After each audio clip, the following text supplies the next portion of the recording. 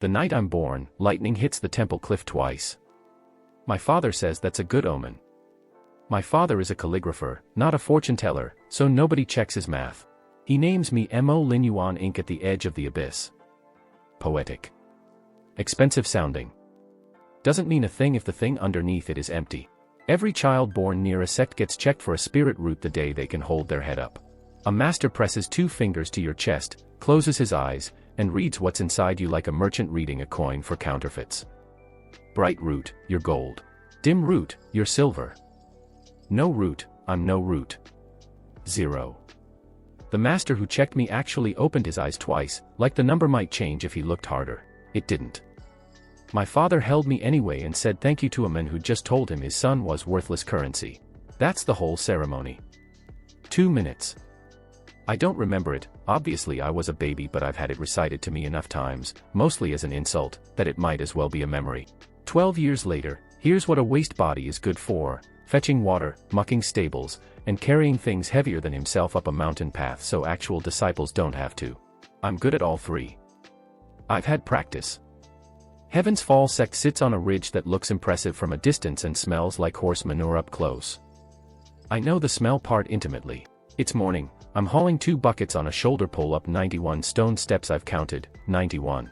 Every single day, and by step 60 my arms have stopped being arms and started being rope that happens to still be attached to me.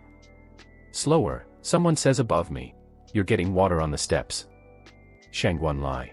Purple root, heir to one of the 4 families that fund this sect, and the reason I know exactly 91 steps by heart, because he likes making people recount things when he's bored. I stop. Set the buckets down without spilling a small, private victory nobody will ever acknowledge, and wait. I said slower, he repeats, like I didn't hear the first time. 2 of his friends are with him, the kind of disciples who laugh half a second after Shangguan Lai does, checking his face first to know what the joke was. Understood, I say. There's no version of this conversation where disagreeing helps. I've tested that theory more than once. He walks a slow circle around the buckets, hands behind his back like an inspector at a market stall. You know what I like about you, waste body? You never argue. It's almost restful. He looks at his friends. They laugh on schedule. Pick those up. Bring them to my room instead. I want a bath before the assembly. The kitchen needs this water. I know that. He knows that too. That's the point. It's not really about the bath. Yes, young master. I pick the poles back up. My shoulder makes a sound like a hinge that needs oil. I don't make a sound at all, because sounds cost you something here, and I've learned to spend as little as possible. The assembly is where the sect lines up its disciples by rank and lets the elders talk about lineage and duty for an hour while everyone's legs go numb. I'm not a disciple, so technically I shouldn't even be required to attend, but somebody decided years ago that watching real cultivators stand in formation would be instructive for the servants. Instructive of what? Nobody's ever explained. I think it's mostly so there's an audience. I stand at the back with the other servants. Old Ten next to me, the stable master, missing 2 fingers, doesn't talk much, and on my other side, a boy about my age named Tang On Yu, who has exactly one talent I've noticed, which is falling asleep standing up without ever actually falling over. I don't know how he does it. I've asked. He says it's a gift. It's the only gift either of us has, so we don't laugh at it. You look terrible, Anu whispers, not opening his eyes. I feel terrific, I say. Never better. Liar. The elder on the dais is listing which of the 4 families sent how much silver this season, and everyone's supposed to look grateful about it. When Shangguan Lai steps forward from the disciple ranks out of turn, which nobody stops him from doing, because who's going to stop him, and calls my name. Not a request. An announcement. Elder, permission to demonstrate something. The elder, who clearly has better things to do, waves a hand that means sure, whatever, be quick. Shangguan Lai turns to me. Bring me your father's sword. That's not a normal request, and everybody knows it, because everybody's seen the sword. I keep it wrapped in cloth, sleep with it under the mat in the stable. It's a plain wooden training blade with a chip in the hilt where my father's hand wore it smooth over 20 years of practicing forms he was never good enough to sell as a real skill. It's the only object I own that existed before I did. I don't move. I said bring it, he says again, pleasant as ever.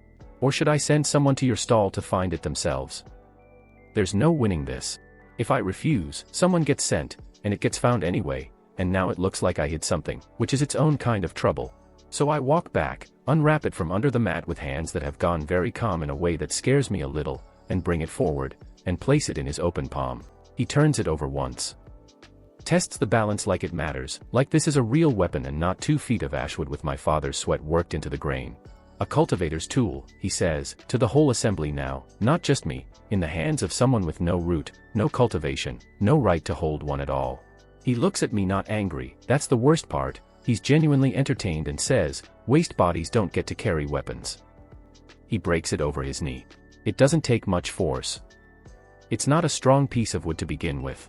It just cracks, that particular dry snap that a green branch makes, and then there are 2 pieces of my father in his hands instead of one whole thing in mine.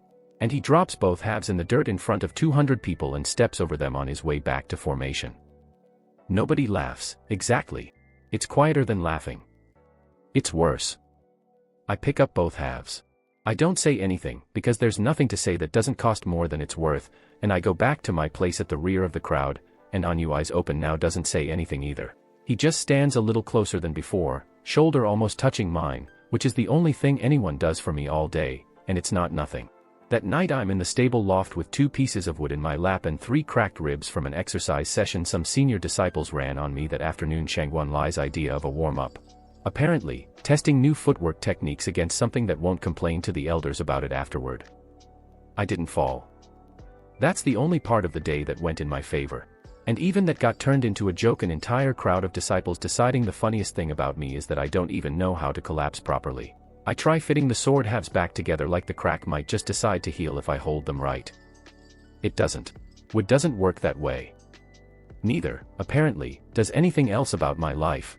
I'm lying there doing the math I do most nights. How many more years of buckets? How many more assemblies? Whether there's a version of this where I'm 40 and still counting the same 91 steps when the cold starts. It's not cold like weather. It's cold like something is looking directly at the inside of my skull. Host detected. 0 active spirit root. I sit up so fast my ribs remind me they're broken. I look around the loft. Old Tan's asleep 2 stalls down. Nothing else moved. The voice isn't in the air, it's inside, behind my eyes, flat and mechanical, the way I imagine ice would sound if ice could talk. Who's there? I say, out loud, like an idiot, to an empty stable. Initializing, system of the endless cycle. Nothing else.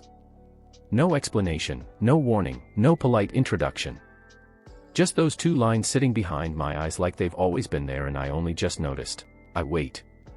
I count my own heartbeat to prove I'm not asleep. 40, 41, 42 and nothing else comes. Here's what I know for certain. I have a 0 spirit root, which means whatever just happened cannot be cultivation, because cultivation requires exactly the thing I don't have. So either I've finally cracked from 3 years of buckets and broken ribs, or something just noticed me that has never noticed anyone in this sect before, including men with purple roots and old names and silver to spare.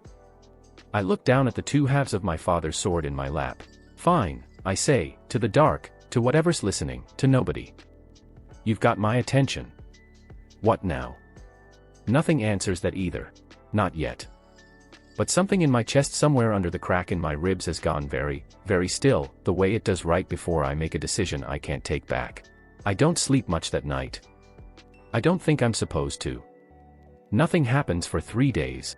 I keep waiting for the voice to say more orders, explanations, anything, but it just sits there behind my eyes like a lamp somebody lit and forgot about. I start to wonder if I imagined it. 3 cracked ribs and a broken sword in one afternoon is enough to make anyone hear things.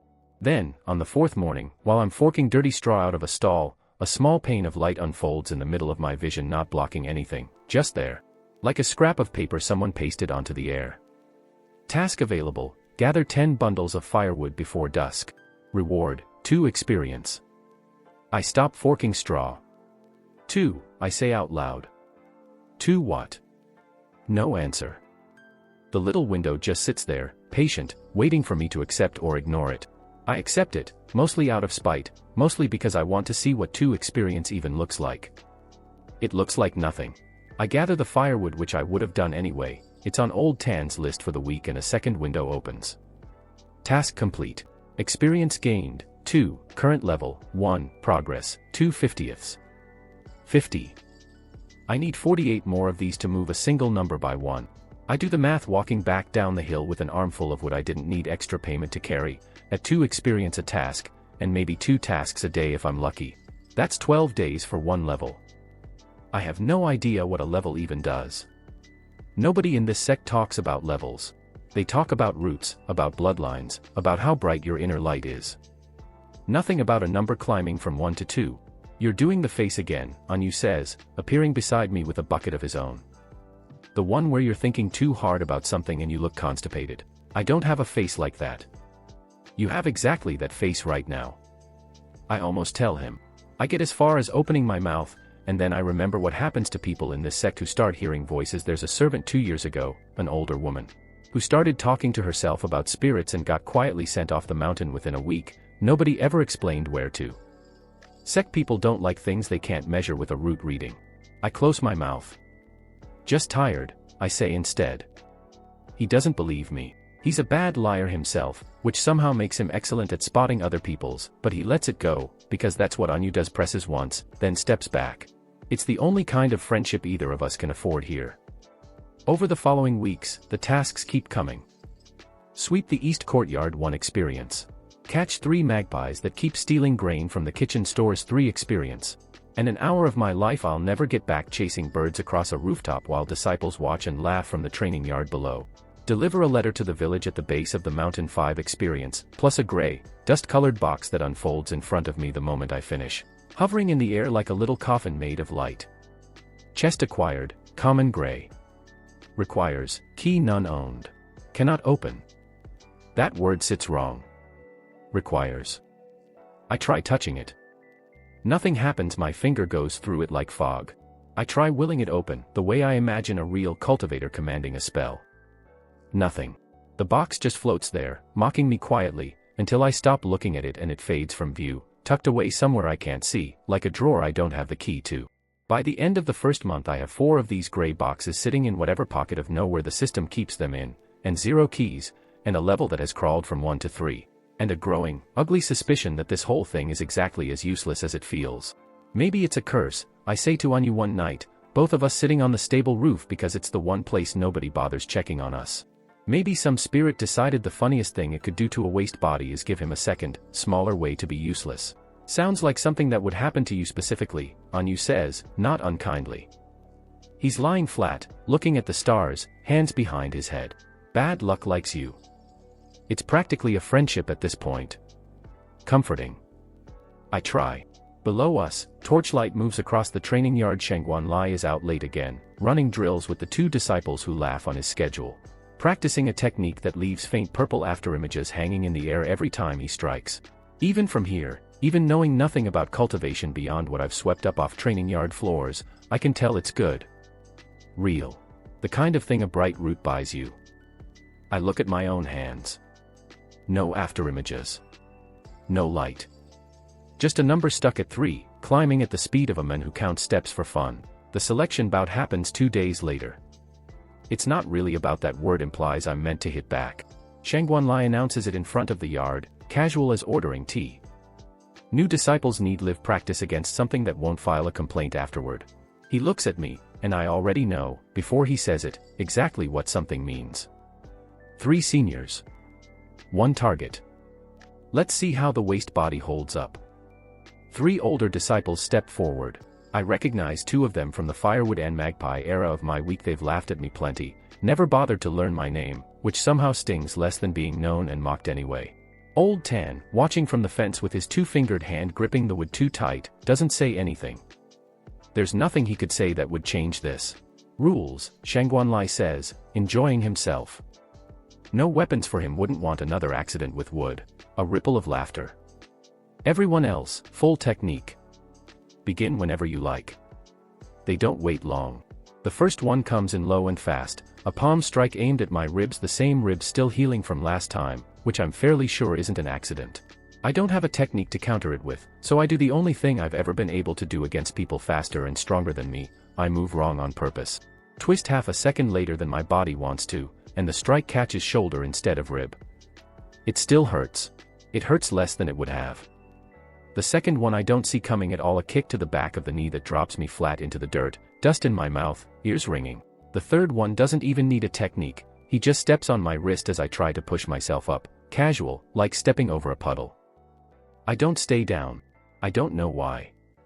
There's no strategic reason to get back up, no path where standing changes the outcome, no route waiting to activate under enough pressure like the stories sometimes tell. I just get up, spit dust, and stand there again, arms loose, waiting for the next hit, because staying down feels like agreeing with them, and I'm not ready to agree with anything they say about me. Not yet. Not out loud, anyway. It goes on longer than it needs to. By the end I can't feel my left hand properly and there's a cut over one eyebrow leaking into my eye, and the three of them are breathing harder than they should be for beating up someone who never once hit back, which tells me something, quietly, in the back of my mind, filed away for later. Even doing nothing but absorbing hits and standing back up costs them effort. That's data. I don't know what to do with it yet, but I keep it. The crowd's reaction is the same as the assembly. Not real laughter. Something quieter and worse, a kind of tired amusement, like watching a dog that keeps chasing its own tail. He doesn't even fall down properly, someone says, not bothering to lower their voice. Servants can't even be entertaining, right? Shangguanlai doesn't laugh at that one. He just watches me stand there, bleeding, upright, with an expression I can't quite read, not satisfaction, exactly. Something closer to boredom, like I failed to provide even the small entertainment he was hoping for. Enough, he says finally, waving a hand. He's not worth the effort. They walk off. Old Ten comes over the fence faster than a man his age should move and gets an arm under mine before I fully register I'm swaying. Sit, he says. Just that. He's never been a man of many words. I sit.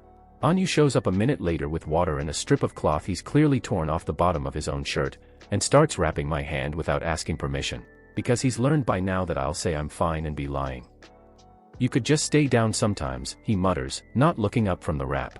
Nobody would think less of you. I would, I say.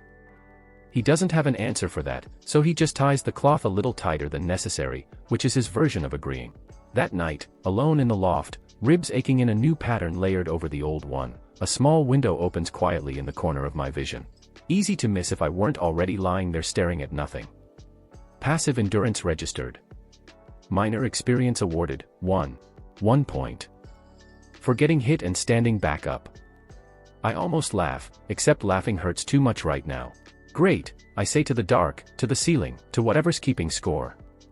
Add it to the pile. 4 gray boxes with no keys. A number crawling toward a level that unlocks nothing I can see. A body that keeps taking damage faster than any of it heals. If this is a gift, it's the worst one I've ever heard of, worse than being a waste body outright.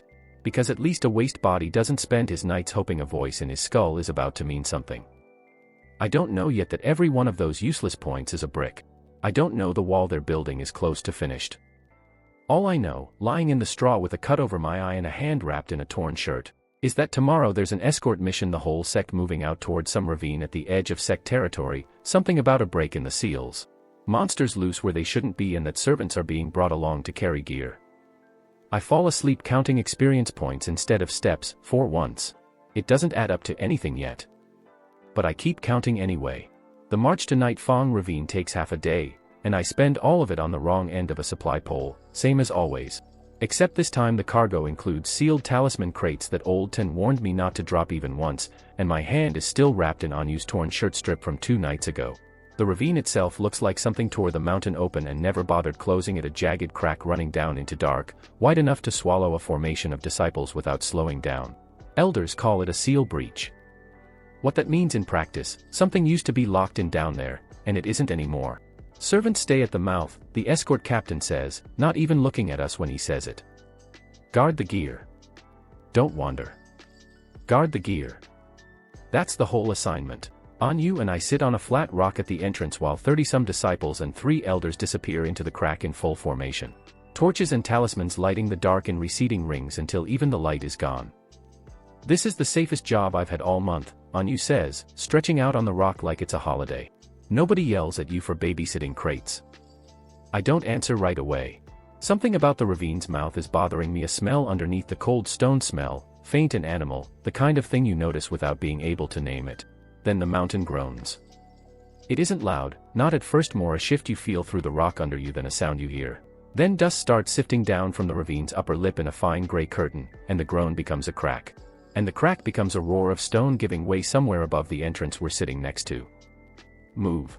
I grab Anyu's arm and we're both scrambling off the rock as a slab the size of a wagon comes down where we'd been sitting, and behind it, more rock, more dust. Until the mouth of the ravine, the only way back to the path down the mountain, is gone under a wall of broken stone twice my height. Silence after that. Just settling dust and our own breathing. That wasn't natural, Anu says, staring at the rockfall, voice gone thin. He's right, and I don't get the chance to say so, because something moves in the dark past where the entrance used to be, not from outside, from inside, from deeper in the ravine. On our side of the new wall, low and heavy and dragging one paw slightly, like an old injury never healed right. It steps into the gray light. I don't know the name yet. I'll learn it later, from a survivor's shaking report back at the Sekbone Hyena Alpha, a thing Earth-rank cultivators go out of their way to avoid, easily 9 feet at the shoulder. Jaw built to crack through cultivator bone plating like it's an eggshell. What I know right now, looking at it, is simpler. It's between us and the only exit. It's already looking at us, and it has clearly decided which one of us moves slower. Anu freezes solid. I've seen him nervous plenty of times. I've never seen him like this, like his whole body forgot how legs work. Anu. Behind me. Now. He doesn't move at first, and I don't have time to ask twice, so I just step in front of him myself, putting my own body between his and 9 feet of hyena. Holding half of a broken practice sword because that's what's still in my belt out of stubbornness, not strategy. The thing doesn't wait for an invitation. Warning, high threat task detected. Task, survive and kill the bone hyena alpha. Reward, chest epic, key epic, plus 47 levels. Refusal equals host death. There's no time to be impressed by the numbers. The hyena is already moving. It comes in a low, fast lunge, jaws wide enough to take my whole shoulder off. And something happens in the half-second before impact that I don't have a name for yet. The world doesn't slow down exactly, but a faint red line traces itself through the air. A ghost of the path the jaws are about to take, half a breath before they take it. I don't decide to trust it. There isn't time to decide anything. My body just moves along the gap the line shows me, and the jaws close on empty air an inch from my ear instead of my throat. I feel the wind of it. I hear Anu make a sound behind me that isn't words. The hyena recovers faster than something that size should be able to, and comes around for a second pass, and this time the red line shows a wider arc. A paw meant to pin me down before the bite finishes the job. I go the wrong way on purpose, the same trick I've used my whole life against people faster than me, except now there's a map telling me exactly how wrong to go. And I duck under the paw and drive the broken half-sword up and in, into the joint where foreleg meets shoulder. It's not a killing strike. It's barely a strike at all, more wood than blade, more desperation than technique, but the hyena screams, a sound like tearing metal, and rears back. And for one heartbeat its throat and the soft unarmored space under its jaw are open and undefended and right in front of me. I don't think. Thinking is slower than the line in front of my eyes. I plant my back foot against the broken rock, throw everything I have left into one upward drive, and the jagged, splintered end of my father's broken sword goes in under the jaw and up. All the way to my own fist, and the hyena's weight comes down on top of me as it dies, pinning me to the ground under 9 feet of dead muscle and matted bone-white fur. For a moment I can't breathe, not from injury, just from the sheer weight of it. Then Anu is there, both hands shoving with everything his thin arms have, and between the two of us I get free, gasping, covered in something I don't want to look at too closely. The silence after is worse than the fight. My ears are ringing. My hands won't stop shaking, and it isn't cold. Then the light comes. Task complete. Level 148. Chest acquired, epic. Key acquired, epic. The numbers don't make sense at first. I stare at the 148 like it's written in a language I only half remember, and then a shape unfolds directly in front of me, no longer distant or theoretical. A box of actual, solid-seeming light hovering at chest height, purple-edged, humming faintly, close enough that I could reach out and touch it if my hands would stop shaking long enough. Lin Yuan. Anu's voice, small, from somewhere behind me. What is that? What's floating there? Are you seeing that too, or did I hit my head? He can see it. I turn to look at him, and from the look on his face, pale, eyes fixed on the exact spot where the box hangs in the air, he's not asking a rhetorical question. He genuinely doesn't know if he's imagining it. You see it, I say. Not a question either, this time. A fact I need said out loud to believe. I see a box. Made of light. Floating. Next to a dead 9-foot hyena. In a sealed ravine.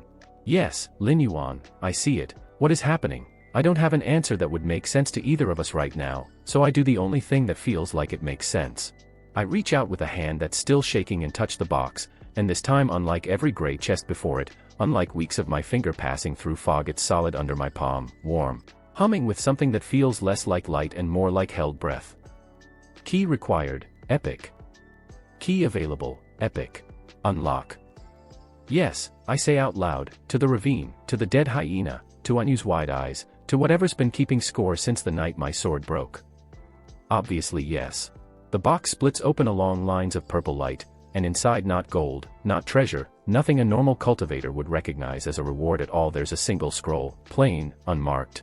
That lifts itself out of the chest and unrolls in the air, characters burning themselves directly into my memory rather than staying on the page. Empty step blade art. I don't know yet what that means. I don't know it's a technique senior cultivators would kill for, a heaven rank movement art that lets its user cross the length of a single breath in the time it takes to blink. All I know, kneeling in the dust of a collapsed ravine mouth next to a monster twice my size that I somehow just killed with half a broken practice sword, is that for the first time since the night the voice woke up behind my eyes, the numbers finally mean something. Anyu is still staring at the space where the box was, then at me, then at the dead hyena, then back at me, cycling through the same 3 points like he's hoping one of them will explain the others. I have, he says slowly, so many questions. Get in line, I say. My voice comes out steadier than I expected. Somewhere under the shaking, under the blood that isn't mine, something in my chest has gone very calm and very focused. The way it did the night my father's sword broke in two, except this time it isn't grief sitting under the calm. It's the first real shape of an idea. Every bundle of firewood. Every stolen magpie. Every gray box with no key, every point of experience I earned getting hit and standing back up in front of a laughing crowd. None of it was wasted.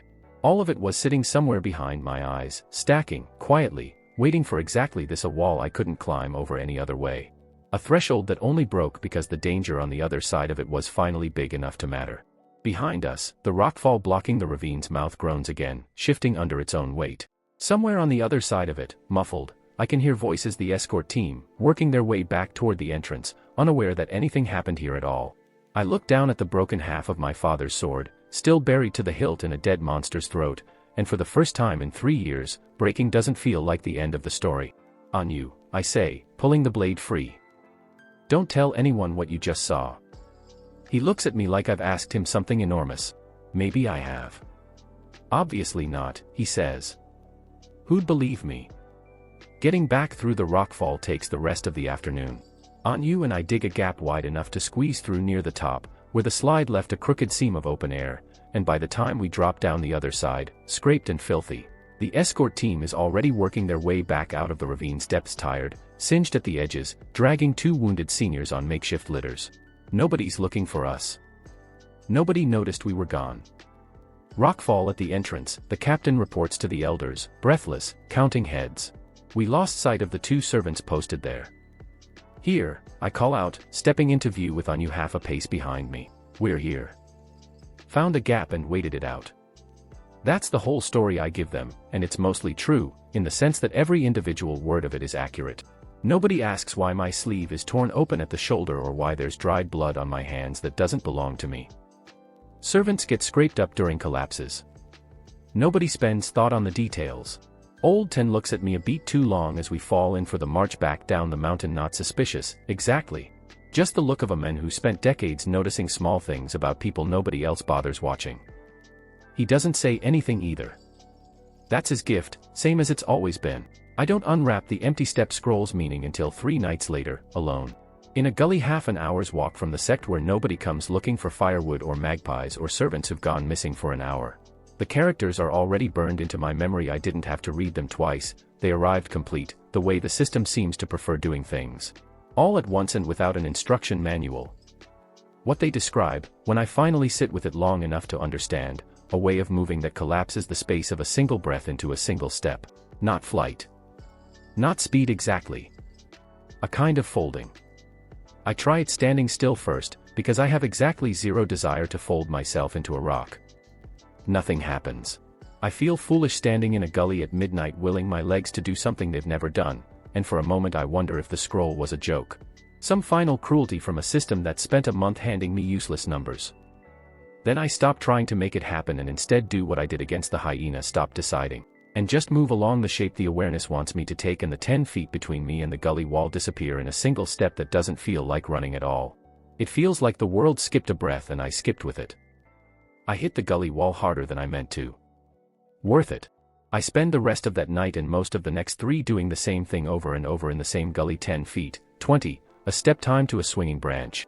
A step time to a thrown stone until my legs ache in a completely new way, a good way, the ache of a body learning something instead of just absorbing damage. By the 4th night I can cross the width of the training yard's outer wall 40 feet, empty at that hour in 3 steps instead of the 10 it should take.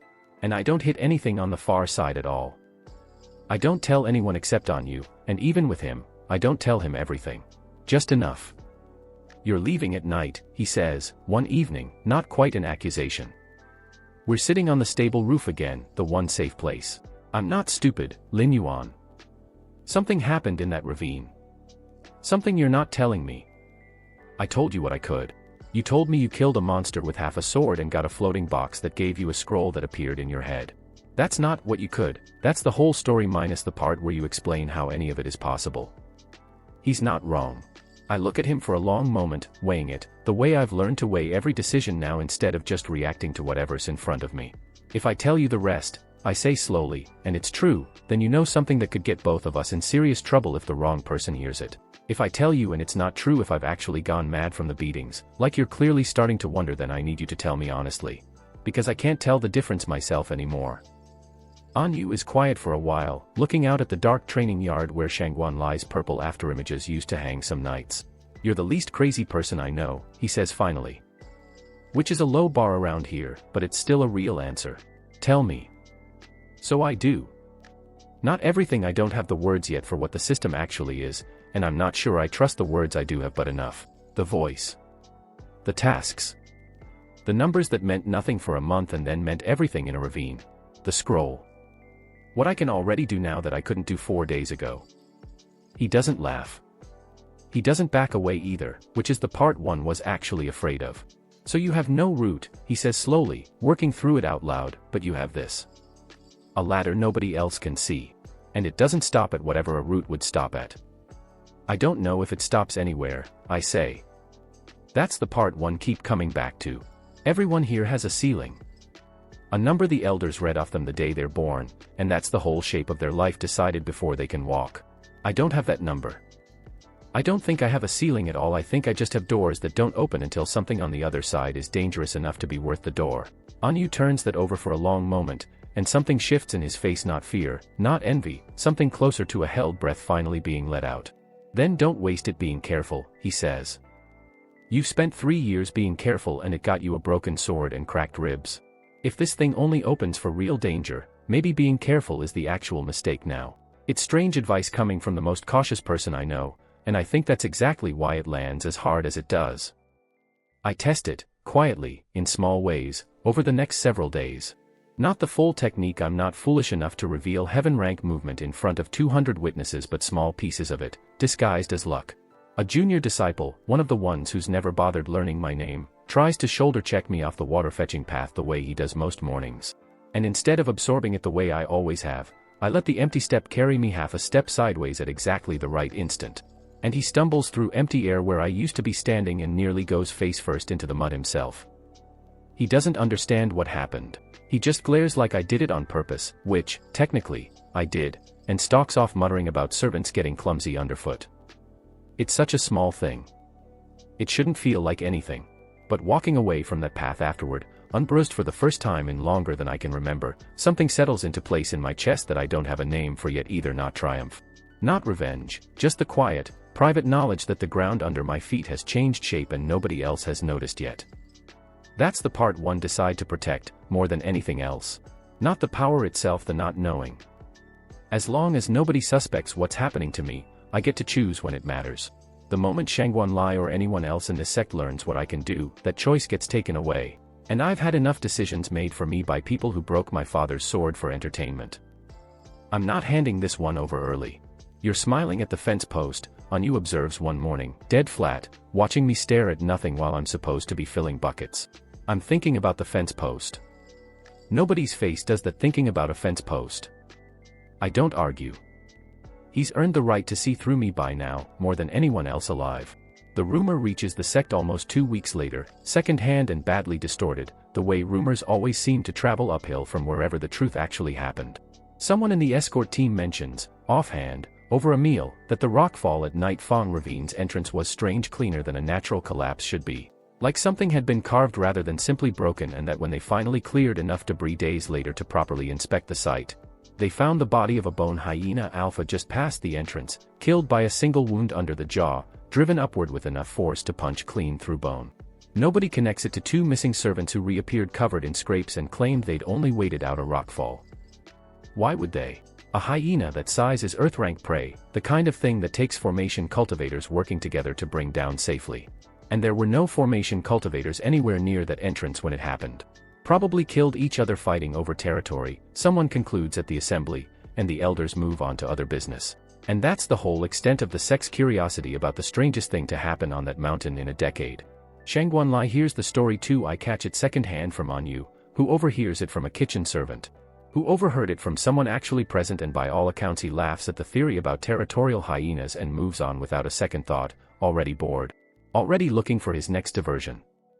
He has no idea he's looking directly at the answer and dismissing it as beneath his notice. That's fine. That's better than fine, actually that's exactly the gap I need. I go back to fetching water the next morning. 91 steps, same as always, shoulder pole loaded the same as always. But somewhere around step 40, without meaning to, I catch myself doing the math again, not steps this time. Levels. 48 already banked, sitting quiet and unused while I learn to walk in a new shape nobody can see. If one ravine, one desperate fight against one dying monster, opened a door that wide, I find myself wondering, for the first time without any fear attached to the thought at all, what happens if I stop waiting for danger to find me? What happens if I go looking for it instead? Old Tan's list of chores for the week includes a line I've read past a dozen times without really seeing it: herb gathering, outer slope. Danger rating elevated due to bandit activity assigned to seniors only. I read it a 13th time and start seeing it differently. Seniors only, because bandits have been robbing the herb gatherers who work that slope for the sex medicine stores, and twice now a gathering party has come back light on both herbs and dignity. The sect hasn't sent anyone to deal with it directly. Bandits aren't worth a formation's time, not compared to seal breaches and rank assessments, so the herb runs on that slope have simply stopped. And the medicine stores have started running thin instead. It's not a system task. Nothing about it glows or unfolds in front of my eyes. But I've spent 4 weeks learning the shape of what makes the system pay attention. And a danger rating elevated enough that trained seniors are being told to avoid it fits that shape closely enough that I decide to find out. You want to walk into bandit territory, Anu says, when I tell him the plan, in the flat, disbelieving tone of someone repeating a sentence back specifically so the speaker can hear how insane it sounds, voluntarily. Alone. Carrying a basket. The basket's for the herbs. That's not the part one have a problem with. I go anyway, at dawn, before the day's assignments get handed out, telling Old Ten I'm taking an early water run and telling nobody else anything at all. The outer slope is a 40-minute walk past the point where the sect's usual patrols turn back, forest thickening into the kind of undergrowth that swallows footpaths whole. I find the bandits by finding their victims first: an overturned herb basket half buried in leaves, a torn sleeve caught on a branch. Signs of a chase that ended somewhere I'd rather not think too hard about. Then, 20 minutes further in, smoke. A camp. 5 men, rough cultivators without sect affiliation, the kind who scrape by on stolen goods and whatever low-grade technique they picked up before getting kicked out of wherever they used to belong. Task available: neutralize the bandit camp threatening sect supply routes. Reward: chest rare. Bonus reward for lethal resolution. There it is. Confirmation, cold and specific, exactly the kind of window I was hoping to see. And underneath it, a detail I sit with for a moment before moving any closer: bonus reward for lethal resolution. The system is telling me, plainly, that killing pays better than not killing. I don't love what that says about whatever's running this ladder. I file the feeling away and keep moving, because feelings don't change what's currently walking around a campfire 40 feet from where I'm crouched in the brush. 5 against 1 would have been a death sentence a month ago. It still would be, against most things. 5 armed men with actual cultivation, even low-grade, could take apart a normal person in seconds. But the red lines are already tracing themselves faintly across my vision the moment the nearest one draws a blade, showing intent before action the way they did against the hyena. And the empty step is sitting coiled and ready in my legs like a held breath. I go in low, along the tree lean, and take the first one before he finishes turning toward the sound of a branch. I snapped on purpose a hand over his mouth, a knee driving into the back of his leg. Down and quiet before the others notice. The second one I take from the flank while he's still asking his friend what the noise was, one clean strike to the base of the skull that folds him without a sound worth mentioning. The third one sees me. He shouts, drawing his weapon, and the other two scramble up from the fire, and for a moment it's 3 against 1 in open ground instead of 5 against 1 in ambush. Worse odds in theory. Except the red lines are showing me all 3 paths at once now, overlapping, and my legs are already choosing between them faster than thought. I fold the distance to the shouting one before his blade clears its sheath, driving the flat of my palm into his wrist hard enough to send the weapon spinning into the leaves. And use his own stumbling momentum to put him on the ground face first. The other two come at me together, which is smarter than fighting one at a time and still not smart enough. The empty step lets me put one of their own bodies between me and the second man's strike. So his friend takes the blow meant for me, and by the time he registers what happened I've already closed the last few feet and ended it. That leaves one. The leader, I'm guessing, from the better blade and the way he's backing toward the trees instead of forward into the fight, the only one of the 5 with the sense to recognize, fast, that whatever just happened to his friends isn't something he wants a turn at. I could let him run. Some part of me, the part that still remembers being the one running from things bigger than me, wants to. I don't. I catch him before he clears 20 feet, not to kill him. The thought sits in my chest and I set it back down deliberately. The same way I set down a decision that could go either way and choose the harder one on purpose, but to put him on the ground, disarmed, and hold him there long enough to ask questions instead. Where the stolen goods are. Whether there are more of them elsewhere. Whether they've hurt anyone badly enough that it matters who finds out. He answers everything, fast. The words tumbling out of him with the particular honesty of a man who's just watched 4 friends go down in under a minute and has no interest in finding out what happens if he lies. I let him go afterward. Not out of mercy exactly, I'm honest enough with myself to know it's not purely that, but because a scared man loose in these hills. Telling every other bandit band in the region that something new and fast and quiet is hunting people who prey on this slope, is worth more to me than one more body and a slightly larger chest. Task complete. Experience gained, 60. Current level, 4851. Chest acquired, rare. Smaller numbers this time, back to the scale I remember from before the ravine, but not nothing, and more importantly, earned on purpose, by choice, instead of survived by accident. That distinction matters more to me right now than the actual size of the reward. I open the rare chest sitting on a stump at the edge of the abandoned camp, herb basket still empty beside me because I haven't gotten around to the herbs at all, and inside is a technique scroll. Smaller and plainer than the empty step but useful in its own way, a method for reading residual spiritual traces, letting me sense where cultivation energy has recently been used nearby. Like following a scent that isn't a scent. Not flashy. Not a weapon. Information, which I'm starting to understand might matter just as much. I gather the actual herbs on the way back, because Old Tan's list still needs filling and there's no reason to waste the trip twice over. The story that reaches the sect a few days later is garbled almost beyond recognition.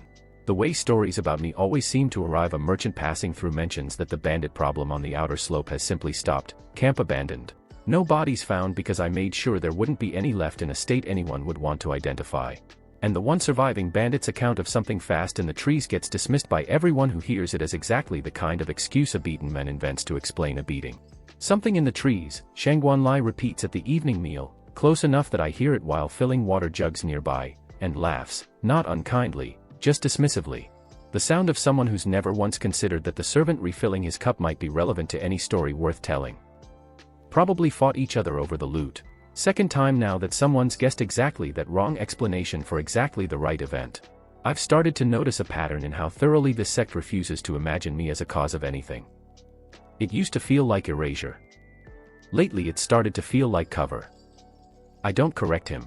I refill the cup, keep my head down, and walk away with my level 30 numbers higher than it was a week ago and a new way of sensing the world folded quietly into whatever the system keeps behind my eyes. And somewhere in the walk back to the kitchen I catch myself doing something I haven't done in 3 years of carrying water up that hill.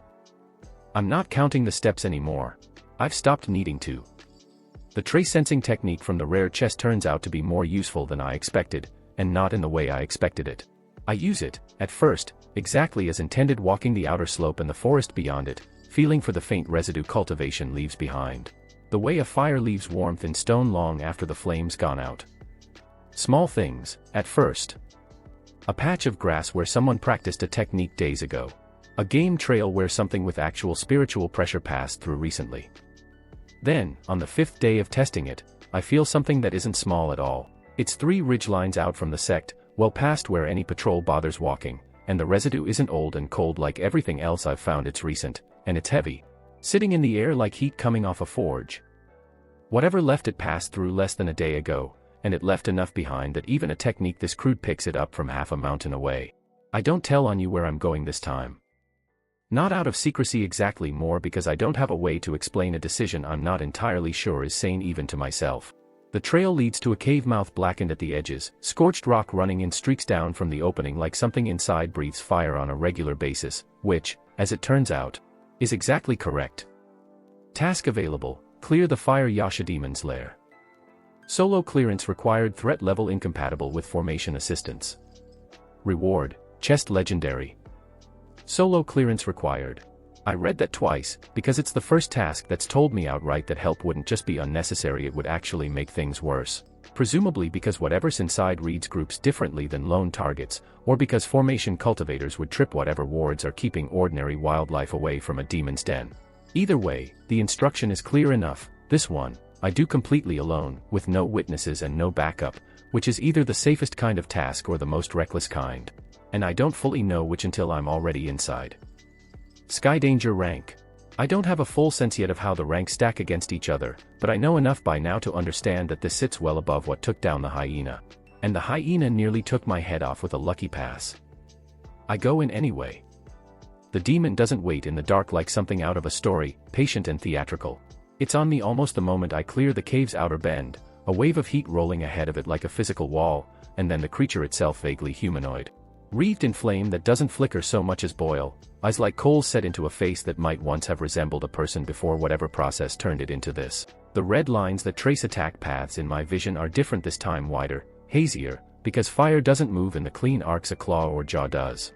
It's less a line and more a spreading stain, and the first blast of flame it throws at me covers a spread of ground wide enough that outrunning it in a straight line isn't an option.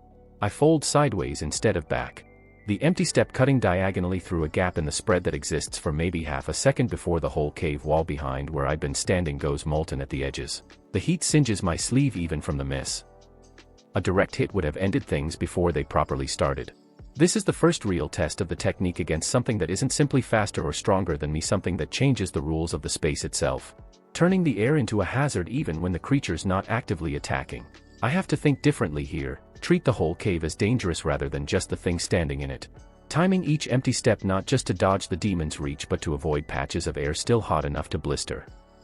It takes longer than the hyena did. Longer than the bandits, by a wide margin.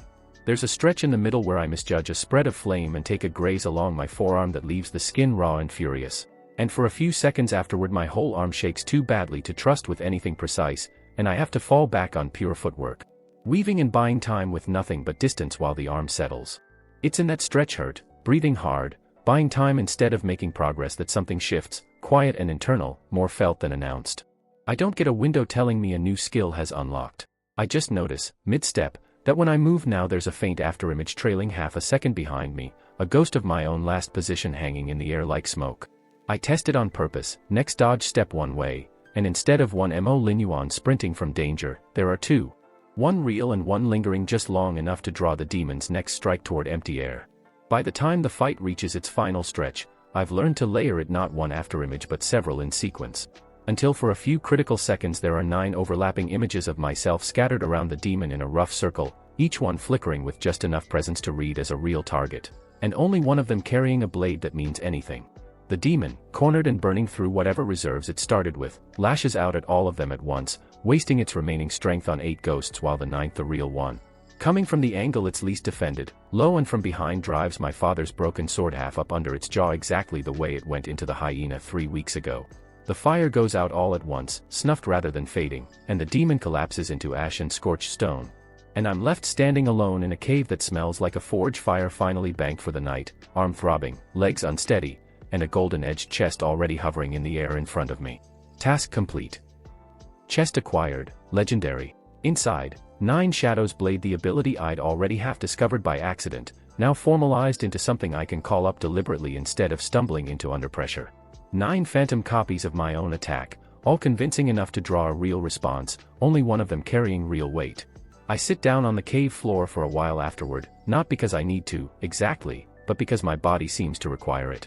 Some kind of accounting the adrenaline needs to finish before it'll let me stand back up properly. There's loot scattered through the cave too, a demon's hoard, the kind of thing that accumulates when something spends years terrorizing whatever wandered too close.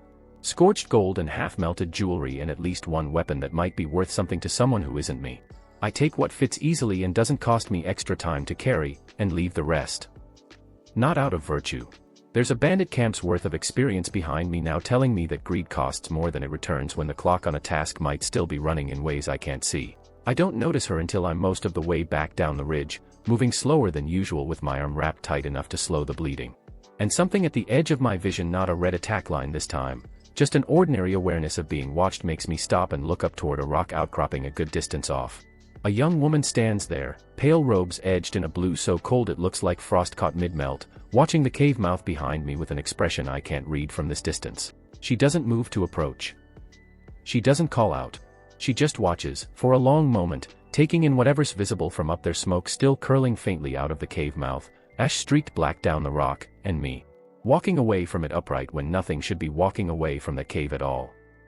I don't know her name yet. I'll learn later that she's a guest of an allied sect, here on some diplomatic visit I have no reason to know or care about, and that her name is Mujuan Shueyao. And at this moment a bloodied nobody walking calmly out of a dead demon's lair while she happened to be looking in the wrong direction to see how is going to matter a great deal more than either of us understands right now.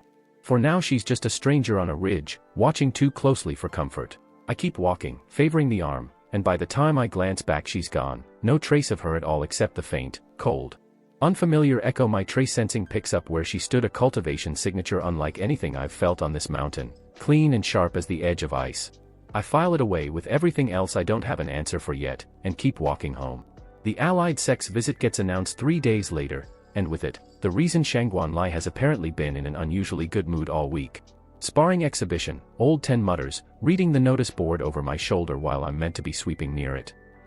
Guests from Frost Cloud arriving to renew the old alliance. There's going to be a demonstration match.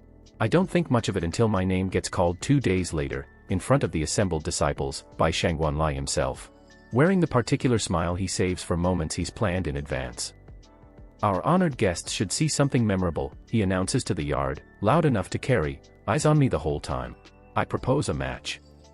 The sect's least gifted servant, against whichever fighter Frost Cloud considers worth the trouble of watching lose. Laughter, the familiar kind. I already understand what this is before anyone explains it to me. Not a real match, a public execution of my dignity. Staged for an audience important enough that the humiliation will travel further than usual, carried home in someone else's mouth to a sect I'll never even visit. I don't argue. Arguing has never once worked, and besides some cold, calculating part of me that's grown a great deal in the past month is already doing a different kind of math. If Shangguan Lai wants an audience for this, I can decide what they actually see. The guest he's chosen, it turns out, is the young woman from the ridge above the demon's cave. She's introduced formally this time Mujuan Shueyao, of the Mujuan clan, called the Ice Phoenix by people who apparently enjoy giving cultivators nicknames that sound like they belong in an opera. She's younger than I expected up close, maybe my own age, with the kind of composed stillness that either means total confidence or total boredom. And when her eyes find me across the yard there's a flicker of something I can't immediately place recognition, arriving a half-second before she decides whether to show it. She recognizes me. From the ridge. I watch her decide not to say anything about it, and I return the favor by doing exactly the same. This is your chosen opponent? She asks Shangguan Lai, voice even, giving nothing away. A servant. A demonstration of your skill against someone with no cultivation base at all, he says smoothly. It should be brief, but instructive. Something in the way he says brief makes me suspect he's already told her, quietly, beforehand, exactly what kind of easy show this is supposed to be. Her expression doesn't change. But I notice, because I've spent 3 years learning to notice small things about people who could hurt me, that her eyes stay on me a beat longer than the introduction requires. The arena is a raised stone circle at the yard center, and by the time we're both standing in it, facing each other, half the sect has gathered along the edges. Frost Cloud's small delegation seated on a raised platform to one side with polite, expectant faces. Anyu is somewhere in the crowd. I catch a glimpse of him near the back, jaw tight, the only person here who has any idea this isn't going to go the way everyone's expecting. Whenever you're ready, the presiding elder says, and steps back. Xi Weiyao doesn't rush. She settles into a stance that looks almost gentle, unhurried, and a faint chill starts rolling off her invisible curls. Frost forming along the stone at her feet even though there's nothing cold about the afternoon air. I don't rush either. For one long moment we just stand there, reading each other, and I think though I can't be certain that she's doing exactly what I'm doing, trying to work out, in the silence before the first move, whether the other person is actually what the introduction claimed. She moves first. A sweep of ice wind that spreads fast and low, meant to freeze the ground under my feet before I can react to anything else clever, efficient. The kind of opening move that ends most fights against people without real footwork before they properly begin. The red lines show me the spread half a breath before it arrives, wide and cold instead of hot this time, and I fold sideways with the empty step, clean, controlled, no wasted motion. And come up several feet from where the frost finishes spreading across the stone. A murmur runs through the crowd. Small, uncertain, the sound of an audience noticing something doesn't fit the story they were told.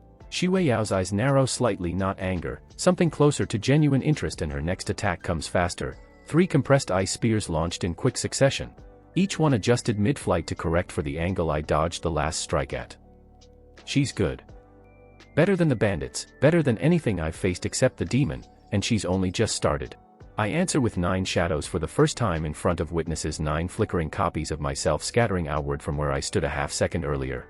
Each one carrying just enough presence that her spears can't tell which is real. She freezes 3 of them outright, ice spreading across after images that dissolve the instant the frost touches them, wasted effort against nothing at all, and I feel a small, private satisfaction at how completely her face doesn't show she's noticed the trick right up until the 4th shadow, the one I placed deliberately behind her rather than around her. Using the angle she can't see because her attention's locked on the 6 still visible in front, closes the distance and puts the flat of a blade against the side of her neck. Not a killing blow. Not meant to be. Just close enough, fast enough, to prove the point. The yard goes dead silent. She could have lost right there. By most standards of a demonstration match, a blade at the throat ends things. But Xi Weiyao doesn't panic and doesn't concede. Instead, in the same half-second, a ring of ice erupts outward from her own body in every direction at once. An emergency technique clearly meant for exactly this kind of situation, and the shockwave sends both of us skidding backward across the frost-slick stone, breaking the exchange clean. We're both breathing harder now. Both circling, reassessing, the crowd's silence turning into something closer to held breath. "You're not what he said you were," she says, quiet enough that it's mostly for me, not the audience. "He doesn't actually know what I am," I say. "That's the whole point." She almost smiles at that, the first real crack in her composed stillness since the match began, and comes at me again. And this time the exchange goes on long enough that 9 shadows and the empty step both get pushed harder than they've ever been pushed, weaving through ice wind and compressed spears and a final, beautiful, brutal wave of frost that nearly catches my back leg and would have ended things if I hadn't folded through the narrowest gap I've ever threaded, close enough that ice forms visibly along the hem of my sleeve. It ends the way it started even. Neither of us lands a finishing blow. We end up facing each other across 6 feet of shattered, frost-covered stone, both breathing hard, both clearly capable of continuing, and both, by unspoken agreement, choosing not to. The presiding elder calls it a draw, voice unsteady, because nobody prepared him for the possibility that this outcome existed. The silence that follows isn't the silence of an audience unimpressed.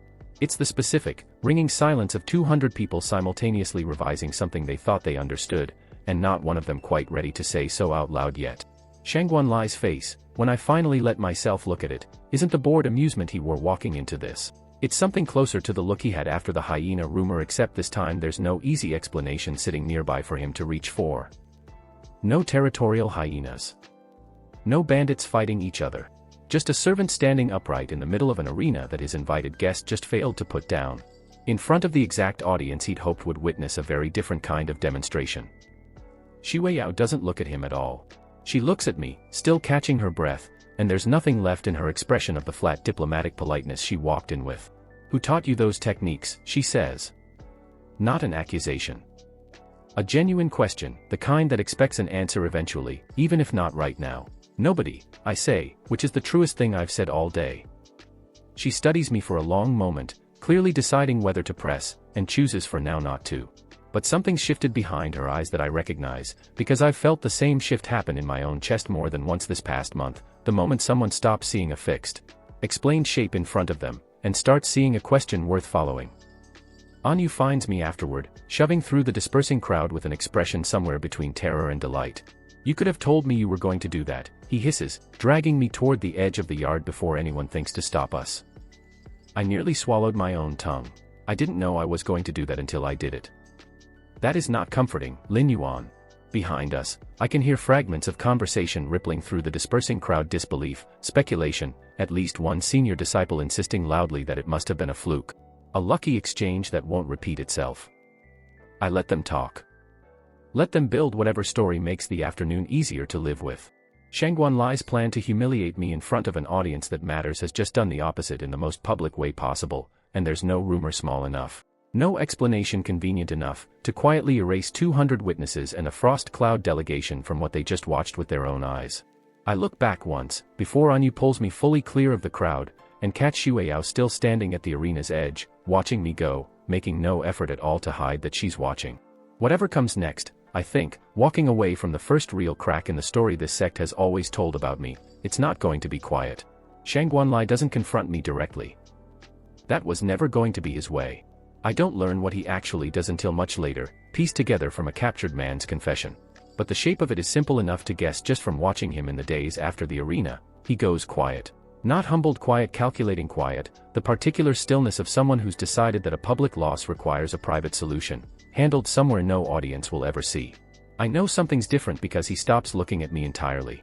For 3 years he's tracked me the way a cat tracks something small moving in the grass. Constant, idle attention, cruelty as a hobby. Now, walking past me in the yard, his eyes go somewhere else entirely, like I've already been dealt with and there's no longer any need to waste a glance. That should worry me more than it does. I'm too busy, honestly, adjusting to everything else that's changed. The sect treats me differently now, in small, uneven ways nobody quite commits to out loud. A senior disciple who's laughed at me for years nods at me in passing instead, and looks immediately embarrassed about it, like the nod slipped out before he could stop it. Kitchen staff give me slightly larger portions without comment.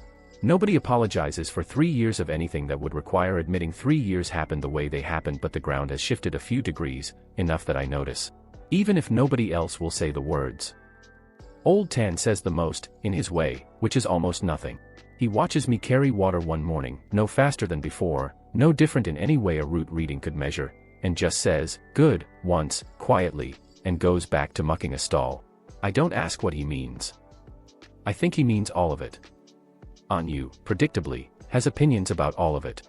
"You're famous now," he announces, flopping down beside me on the stable roof one evening, our spot, unchanged even as everything around it shifts. In a, nobody will say your name directly but everyone's definitely talking about you, way. I noticed. Are you going to do anything with it? Now that people are starting to actually look at you. I think about that for a while, watching the last light go orange over the training yard, empty tonight, no purple afterimages hanging in the air.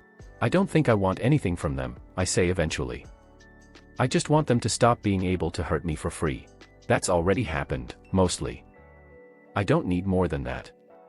That's very mature of you, Anyu says. Personally, if I could do a fraction of what you can do, I'd want an apology from every single person who ever laughed at either of us. You'd get tired of collecting them. There's a lot of people. He laughs at that, properly, and for a moment it's just the two of us on a roof at dusk, no systems, no red lines.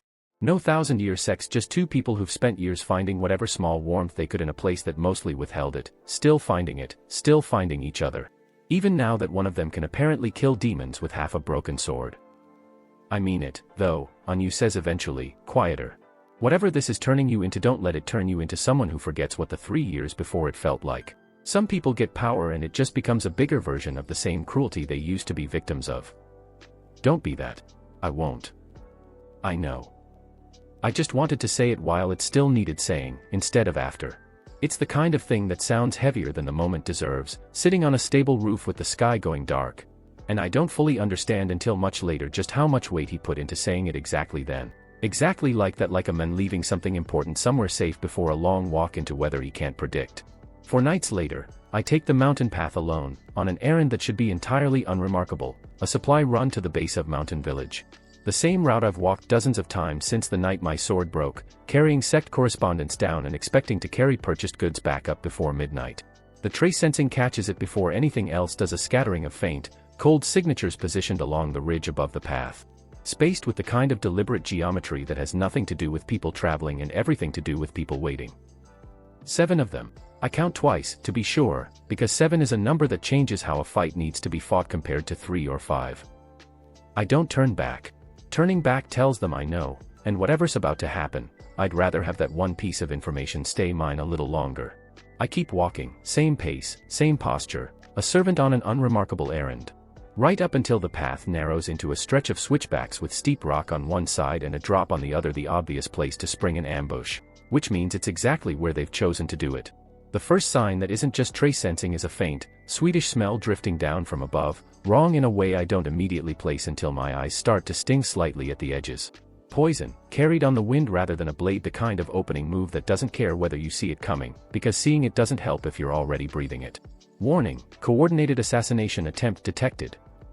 Task, survive the organized purge. Reward, chest mythic. Mythic. A word I haven't seen attached to anything yet, sitting there in the warning like the system itself understands exactly how much danger 7 trained killers with poison represent, and exactly how much it's willing to pay for surviving them. They drop from the rocks above in a loose ring, cutting off the path in both directions before I've finished processing the warning. Blood Willow Society, though I don't have that name yet. Professionals in dark, unmarked robes, each carrying a weapon treated with something that gleams faintly wrong in the moonlight. Poison on the blades too, then. Not just the air. Contracts confirmed, one of them says, flat, businesslike, to the others rather than to me the tone of someone reading off a delivery manifest, not a person about to kill another person. No survivors. No loose ends. I don't ask who's paying. I already have a fairly confident guess, and confirming it right now wastes breath I need for other things. The red lines flare to life immediately, 7 overlapping paths tracing themselves through the air at once, more than I've ever had to read simultaneously. More than the demons spreading fire or Shiwei-Yao's compressed spears. 7 independent, coordinated intentions all converging on the same 6 feet of mountain path where I'm currently standing. I fold sideways the instant the first blade descends, empty step carrying me clear of a strike that would have opened my throat. And immediately have to read the next 3 attacks converging on the space I'm folding into, because these aren't bandits swinging independently, they're moving as a unit. Hurting rather than simply attacking, funneling me toward a specific patch of ground. I catch the reason a half second before it would have mattered, a 7th line, different from the rest. Not a blade at all, a container shattering against rock exactly where the other 6 are pushing me. Releasing a cloud of something thick and green that the wind hasn't finished carrying away from their first opening move. They're trying to box me into the poison. 9 shadows unfolds almost on instinct now, faster than it did against the demon. Faster than it did against Shiwei-Yao. 9 flickering copies scattering outward from the collapsing space they're trying to herd me into, forcing all 7 of them to fracture their attention at once. Unsure which of 9 targets actually needs killing. It buys me half a breath.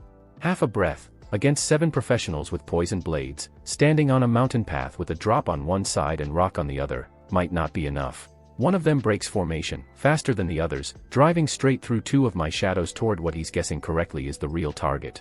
Blade already angled for a strike that isn't meant to wound.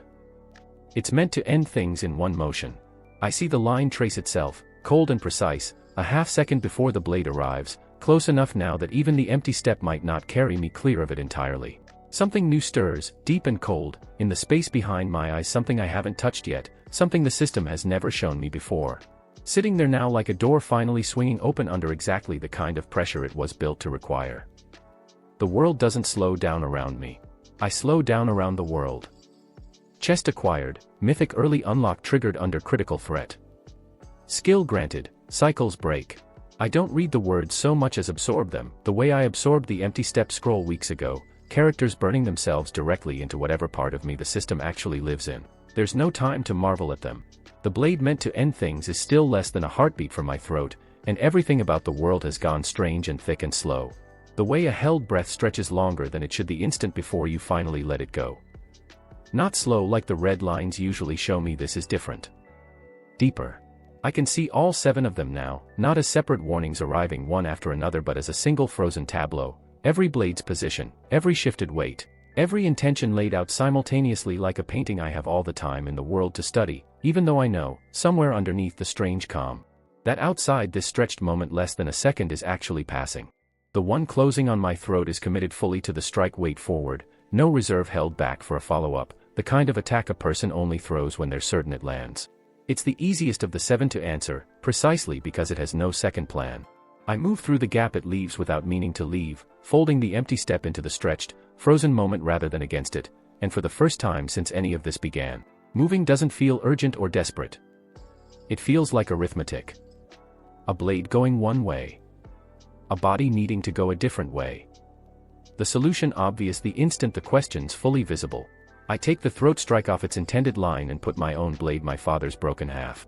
Still doing more work than any real weapon has any right to. Through the gap the attacker leaves in his own defense the instant his committed strike goes wide. He's down before the frozen moment even finishes stretching. 6 left, and the stretched second is still holding, still letting me see all of it. 1 circling for my flank, 2 more repositioning after the shadows scattered them. 1 still recovering from a poison canister throw gone wrong, and 2 more converging from the high ground where they dropped from originally. I read the whole shape of it the way I once read 91 stone steps, except this time the counting isn't a punishment. It's a gift. I move through them one at a time, in the order the stretched moment shows me matters most. The flanking one first, because he's closest to actually landing something, then the 2 repositioning. Caught mid-step with their weight wrong, easiest targets in the entire tableau, then the 1 still shaking poison residue off his own hand. Distracted by his own mistake long enough that he never sees the strike coming at all. 2 left when the strange, stretched calm finally starts to fray at the edges, the world's ordinary speed pressing back in like water finding its level again. I feel it going, feel the technique's cost catching up, a heaviness settling behind my eyes that wasn't there a moment ago, and I know, without anyone telling me, that whatever this skill is, it isn't free, and it isn't going to last much longer.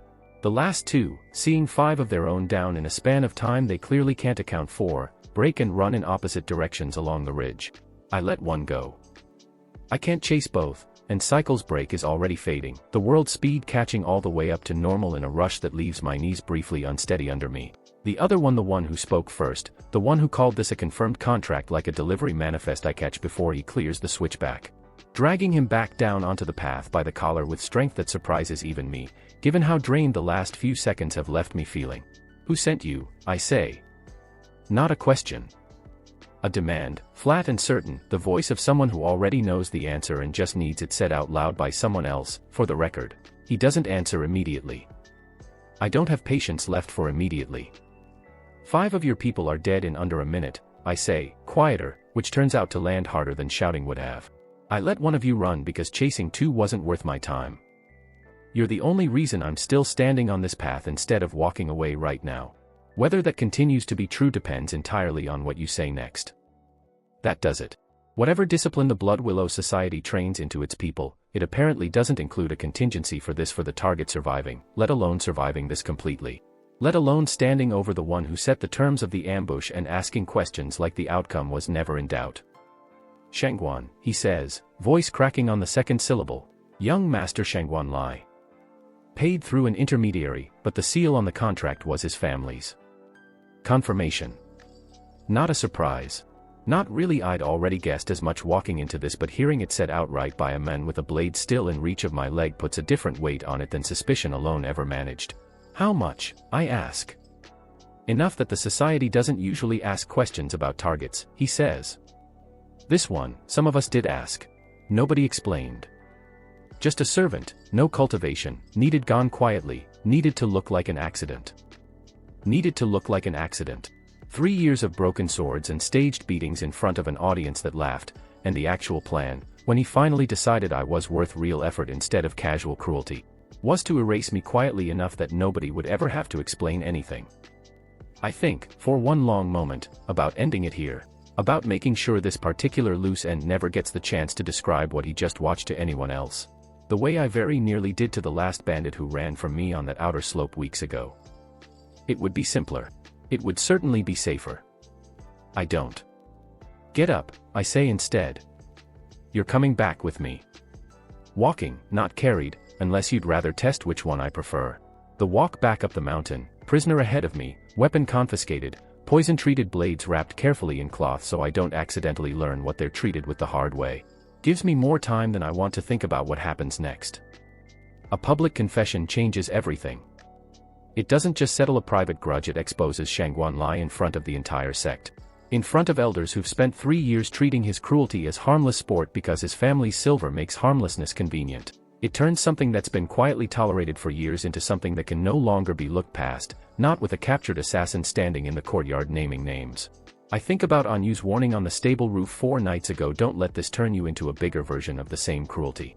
I turn it over the whole way up the mountain, testing it against what I'm about to do, and decide, finally, that there's a difference between cruelty and consequence. Even if the line between them can get thin in the wrong light. Shangguan Lai chose an assassination contract over a lost sparring match. Whatever consequence finds him now, he built it himself, one decision at a time, the same way I built whatever's letting me survive it. Old Tan is the first to see us coming, at the edge of the outer courtyard, torch still lit against the last of the night. He takes in the sight of me bloodied again, but walking under my own power. Hurting a bound stranger ahead of me like it's the most natural thing in the world and doesn't ask a single question out loud. He just turns, quietly, and goes to wake the elders. By the time the sun's fully up, the whole sect knows something happened on the mountain path last night. By midday, they'll know exactly what, and exactly whose name was on the contract that made it happen. I stand in the courtyard with a bound assassin at my feet, waiting for the elders to arrive, and for the first time since a voice woke up behind my eyes in a stable loft months ago, I don't feel like I'm hiding anything at all. It's not comfortable. It's not triumphant either, not in the way I might have imagined it 3 years ago, lying awake with a broken sword in my lap. It just feels, finally, like the truth catching up to where I've already been standing for a while. The elders convene in the main hall before noon, which I'm told is itself unusual. Matters involving the 4 sponsoring families are normally handled quietly, over days, with careful language and no witnesses. Nobody bothers with careful language once the bound man from the mountain path starts talking in front of all 4 elders at once. Repeating everything he told me on the ridge and adding details I hadn't asked for, dates, sums, the exact wording of the intermediary who arranged the contract. I stand off to one side through most of it, because nobody's quite sure what else to do with me. I'm not a disciple, so there's Northwest established place for me in a hearing like this, but I'm also, undeniably, the person the entire hearing is about, which makes ignoring me a little harder than usual. Shangguan Lai is summoned partway through. He arrives already pale, already understanding from the guards' faces alone that whatever waits for him inside isn't survivable through charm or family influence. And by the time he's standing before the elders' dais, listening to his own hired killer confirm every detail under direct questioning, there's nothing left of the boy who broke my father's sword for entertainment in front of 200 laughing witnesses. Just someone watching 3 years of assumed untouchability collapse in the space of one very quiet, very thorough morning. This is absurd, he tries, once, weakly, gesturing at me without quite looking at me. A servant. Contracting assassins is a serious accusation to make on the word of your own hired men, the eldest elder cuts in, voice flat. Confirmed against a seal your family uses for exactly this kind of arrangement, which our records office has already matched. A pause, heavy with 3 years of looking past things that were easier to look past. The Shangguan family will answer for this separately.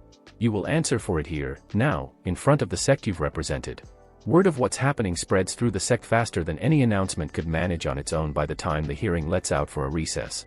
The courtyard outside is packed with disciples pretending to have business nearby, and Mujuan Shueyao is standing near the front of that crowd, arms crossed. Expression unreadable except for the way her eyes track directly to me the moment I step outside. She doesn't say anything, not yet. She doesn't need to. The fact that she's here at all, watching this unfold instead of quietly returning to Frost Cloud territory now that the Alliance visit's diplomatic portion is technically finished, says more than words would. Shangguan Lai finds me an hour later, alone, in the training yard where none of this started but most of it has played out in one form or another. I feel him coming before I see him, the trace sensing catching a spike of raw, barely contained spiritual pressure moving fast across the compound, nothing like his usual controlled bearing. He's holding something when he arrives. A jade token, cracked with age, clearly pulled from somewhere it was never meant to leave a family vault, I'd guess, given the way his hands shake around it, somewhere between fury and desperation.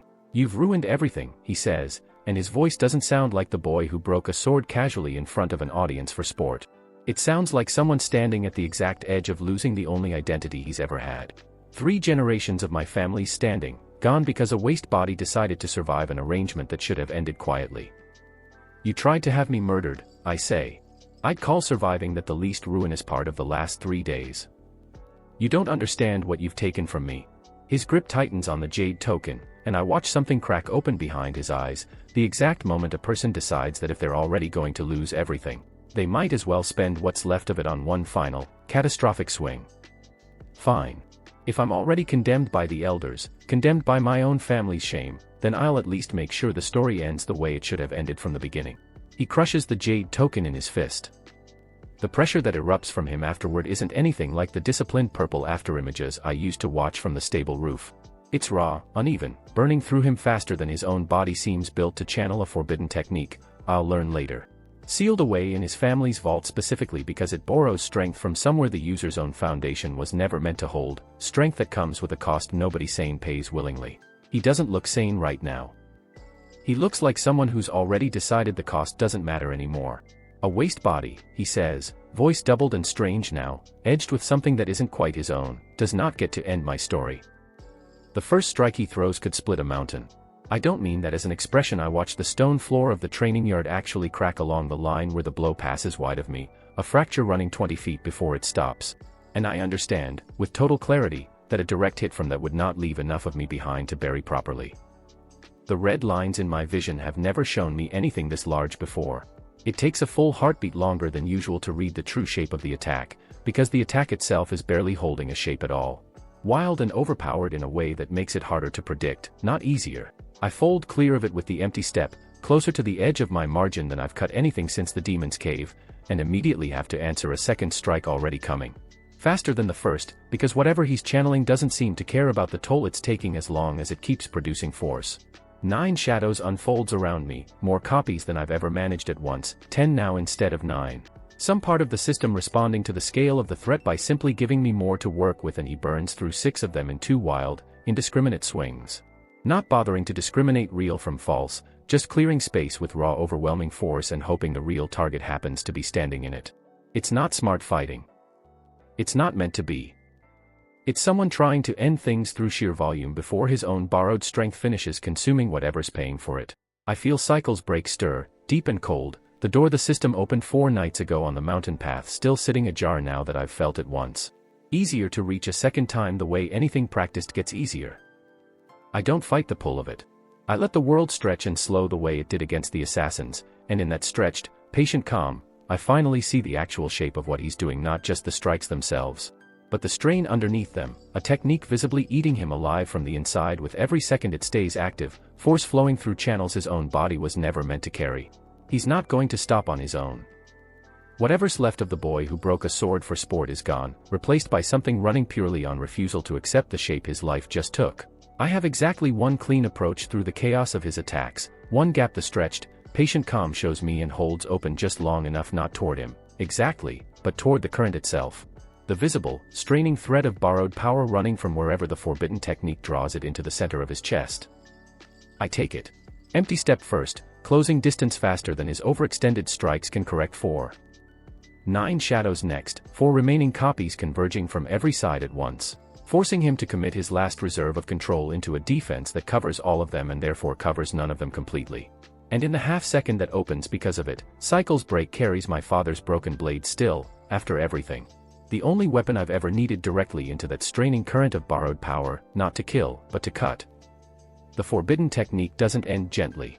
It ends the way overloaded things end, a violent backlash of released pressure that throws both of us backward across the cracked stone, and when the dust and light finally clear, Shangguanlai is on his knees in the middle of the yard, breathing in short, ragged gasps, and the raw, borrowed power that was pouring through him seconds ago is simply gone, severed at its source, leaving him with nothing left underneath it at all. No cultivation, no reserve, not even the modest purple root foundation he was born with.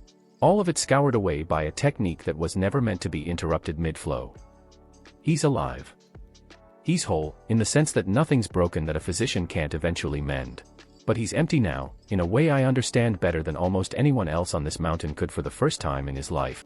Shangguanlai knows exactly what it feels like to stand in a body with nothing inside it worth measuring. The training yard is silent except for his ragged breathing and the settling dust. I look down at him, kneeling where a man used to stand who broke my father's sword because he could, and I feel not triumph.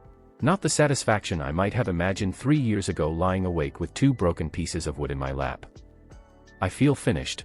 Which, I'm starting to understand, might be worth more than triumph ever was. I don't strike the final blow. There's no need to, and there was never any real desire to, not underneath everything else. I just turn and walk away, leaving him there on his knees in front of whatever's left of the crowd that's gathered at the yard's edge, silent, absolutely silent, staring at a sight none of them have any story ready-made to explain.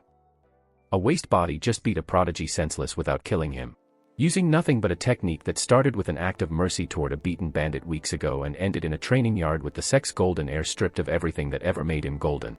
Nobody laughs this time. Nobody has anything to say at all. The Shangguan family withdraws its sponsorship from Heaven's Fall within the week, quietly, the way powerful families handle disgrace when there's no way left to spin it into something survivable. Shangguan Lai leaves with them, carried out on a litter by his own household staff, no cultivation left to walk under his own power with any dignity. And nobody in the sect watches him go with anything resembling triumph. Mostly just a tired, complicated relief, the kind that comes after a storm finally passes rather than after a victory anyone wanted to celebrate. I don't feel like celebrating either. I feel, mostly, like someone who's finally set down something heavy enough that his arms have forgotten how to hang normally at his sides. That feeling lasts almost 3 weeks. The first sign that something larger than sect politics has shifted comes not as a system task at all, but as a tremor, the whole mountain shuddering once, deep and low. At an hour when nothing on the surface should be capable of moving stone that size. Old tan stable animals scream and bolt against their tethers. Dishes rattle off shelves in the kitchen half a mile away. And behind my eyes, for the first time since the night my sword broke, a window unfolds that isn't scaled to me at all. World event, seal integrity failure detected, ashfall WYRM. Dormant threat level, apocalypse class. Estimated time to full awakening, unknown. Task will become available upon confirmed emergence. I read it twice, then a third time, because the scale of it doesn't fit inside the shape of anything I've dealt with before. Not a hyena in a ravine. Not a demon in a cave. Not even 7 trained assassins or 1 desperate prodigy burning through borrowed power. Apocalypse class. A word the system has never used near me until this exact moment, and the fact that it's using it now, unprompted, tells me more than any elder's warning could. The sect's own oldest records confirm the shape of it within days, once scholars start digging through archives nobody's opened in generations. A creature the old texts call the Ashfall WYRM, sealed beneath the continent 1,000 years ago by a coalition of sects that no longer exist in any form modern cultivators would recognize.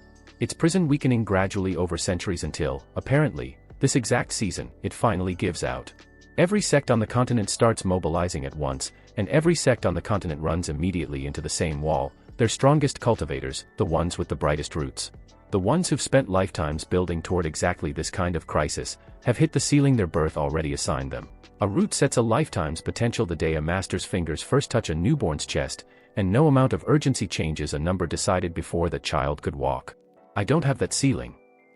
I never did.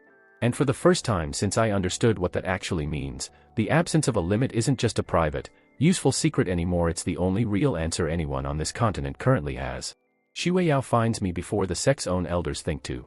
She stayed at Heaven's Fall in the weeks since the arena match and the hearing, officially as Frost Cloud's continuing diplomatic presence. Unofficially we've both stopped pretending otherwise because she wants to understand exactly what she watched that day, and because whatever she's found out since has apparently been enough to keep her interested rather than satisfied. You've seen the notice, she says, finding me in the training yard at dusk, no formalities this time, no careful diplomatic distance. Everyone has. Every sect leader on the continent is currently discovering that 1,000 years of ranking cultivators by root brightness has produced exactly nobody capable of matching something that old and that strong on short notice. Except me, I say.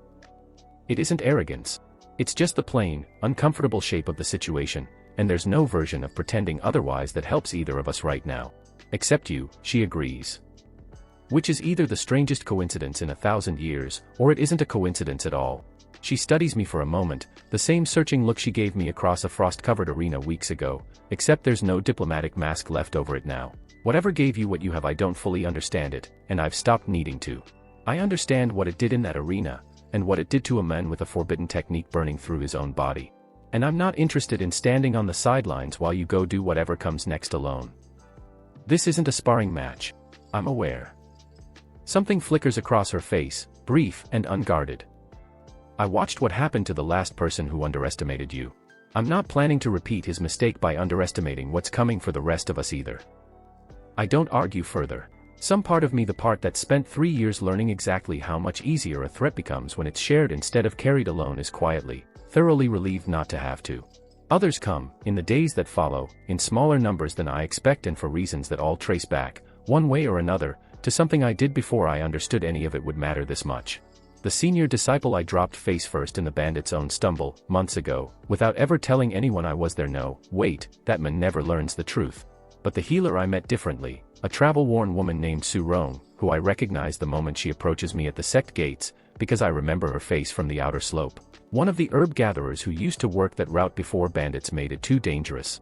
She heard, eventually, through whatever channel rumors travel by, that the mysterious disappearance of the camp preying on gatherers traced back to me, and she's spent the months since quietly, deliberately, learning what she could about healing techniques advanced enough to matter in a real fight, on the chance that the debt might someday be worth repaying directly. I'm not a fighter, she says, plainly, when she finds me. I never will be. But I can keep people breathing who'd otherwise stop, and from what I understand about what's coming, that's going to matter as much as anything else. 2 others follow in the days after a disaffected outer disciple named Wei Han. Formally demoted and quietly disgraced years ago for the specific crime of refusing an order to help humiliate me during one of Shangguan Lai's earlier training exercises. A decision that cost him his rank and most of his prospects at the time, and which he's apparently never once regretted, and a scout barely older than Anyu, sharp-eyed and restless, who simply says she's tired of watching her own sect's strongest members hit ceilings while a servant keeps climbing past every wall anyone's ever built, and wants to be somewhere that isn't standing still when the continent's next chapter gets written. It isn't an army. It's 5 people, including myself 6, if Anyu insists on it, which I already know he will, and already know I'm going to have to say no to. I find him on the stable roof that evening, our spot, because some conversations only happen properly in the one place either of us has ever felt safe enough to have them. I'm coming, he says, before I've said anything at all, which tells me he's already guessed exactly what I came up here to say. Don't bother with the version where you talk me out of it gently. I've had 3 years of practice not being talked out of standing next to you. You're not a fighter, Anyu. Neither was Su Rong, by her own account, and you didn't turn her away. Su Rong can keep someone alive on a battlefield. What can you do against something apocalypse class? It's cruel, framed that plainly, and I regret it almost as soon as it leaves my mouth, watching something in his face flinch and then, deliberately, steady itself back into place. Nothing, he says finally, quiet. You're right. I can't do anything against a dragon that's been asleep 1,000 years and just decided to stop. He looks out at the dark training yard instead of at me. But I've been the person standing next to you through every part of this that didn't have a dragon in it. The broken sword. The beatings. The nights you didn't know if you were going insane. I don't want the story where I'm only there for the small parts and someone else gets the ending. I need someone I trust holding this mountain steady while I'm gone, I say, and it's true, even if it's also, obviously, a kindness dressed up as necessity. The sect's going to need every hand it has just managing what's left behind, and I need to know there's someone here who actually cares whether it's managed well instead of just efficiently. That's not a smaller job, Anyu. It's a different one. He's quiet for a long moment, and I let him be quiet, because arguing him into agreement isn't something either of us needs right now. You'd better come back, he says finally, voice rougher than he probably intends. I mean that as a threat, not a sentiment. Understood. I'm serious, Lin Yuan. Dragons, forbidden techniques, whatever's next, you come back from all of it, or I will find a way to be extremely disappointed in you from wherever I end up, and you will feel it. I laugh, actually laugh, the first real laugh I think either of us has managed since this whole strange chapter of the world opened up beneath us. And for a moment it's just 2 people on a roof again, the way it's been for years, before any of this had a name. I'll come back, I say. You're the only person who stood next to me through every version of who I've been. That's not a debt I'm leaving unpaid. He doesn't say anything else. He just leans his shoulder against mine, the way he has 100 times before, and we sit there together a while longer, watching torchlight move across a training yard that's finally, mercifully, quiet. We leave 3 days later, myself, Xu Weiyao, Su Rong, Wei Han, and the young scout, whose name I've learned by then is Chen Miao, heading south along roads already thick with refugees moving the opposite direction, away from wherever the Ashfall WYRM's territory is spreading. The system's window updates once, quietly, as the sect gates fall behind us. World Event Update, Ashfall WYRM full emergence imminent. Regional threat escalating to confirmed apocalypse class. New tasks will unlock upon proximity to affected zone. I don't have a plan yet beyond walking toward the one place every sensible person on the continent is currently walking away from. I have 5 people who chose, for their own reasons, to walk there with me, and a ladder behind my eyes that's never once shown me a ceiling. It's going to have to be enough. We reach the edge of the Ashfall WYRM's territory 11 days later, and by then the countryside itself has started telling the story before we do, fields burned in wide, deliberate arcs. Not the ragged scatter of a natural fire, but something that moved with purpose, and villages abandoned so completely that doors hang open on houses with meals still sitting cold on tables. The dragon hasn't fully surfaced yet. What has surfaced, in the days since the seal finally failed, is everything that was sealed alongside it: lesser creatures, bone pale and ash-streaked. Spilling out of the same fractures in the earth that the WYRM itself is still working to widen. Scouts from 3 different sects, coordinating loosely for the first time in living memory out of pure necessity, report the same thing from every direction. The swarm is thickest directly above where the WYRM still sleeps, a defensive tide protecting whatever's left of its awakening. There, Chen Miao says, pointing from the ridge where we've stopped to assess the ground ahead, voice tight. That's not a hill. That's ash built up over 1,000 years, and it's breathing. She's right. Even from this distance, the great mound at the center of the burned valley below has a rhythm to it, a slow rise and fall visible if you watch long enough, and around its base. The swarm moves in restless, churning circles, thousands of the pale creatures packed so dense the ground beneath them is invisible. World Event, Proximity Threshold reached. Task available, break through the Ashfall WYRM's Guardian Swarm. Reward, access to Core Threat Zone. It's not asking me to fight the dragon yet. It's asking me to get past everything the dragon's put between itself and anyone foolish enough to approach, which, judging by the scale of what's circling that mound, might be the harder problem of the two. We're not doing this alone, Wei Han says, checking the edge of his blade one more time, the particular calm of a man who's already made his peace with several different ways this could end. Whatever's down there, it's built for one target at a time. Give it 5. The plan we settle on, worked out over the last 2 days of travel, is simple in shape even if it's brutal in practice. Xu Weiyao, Wei Han, and Chen Miao form a moving line, cutting a corridor through the swarm's edge rather than trying to punch through its densest center, while Su Rong holds position just behind them, ready to keep anyone breathing who takes a hit meant to be fatal. I move ahead and through, using the corridor they carved to reach the mound itself before the swarm can fully close around any of us. It should work. It mostly does, right up until the swarm proves it's smarter than 5 sects worth of scouts gave it credit for. The corridor holds for the first stretch, ash-pale creatures falling in ragged rows to Shuiyao's ice and Wei Han's blade, and the sharp, precise strikes Chen Miao's speed buys her. And I move through the gap they open with the empty step carrying me faster and further than any of them can match, closing the distance toward the mound in bursts rather than a single straight line. Then the swarm shifts, all at once, in a way that isn't random, the outer rings peeling back, funneling inward, and I understand a half-second too late that it's not retreating.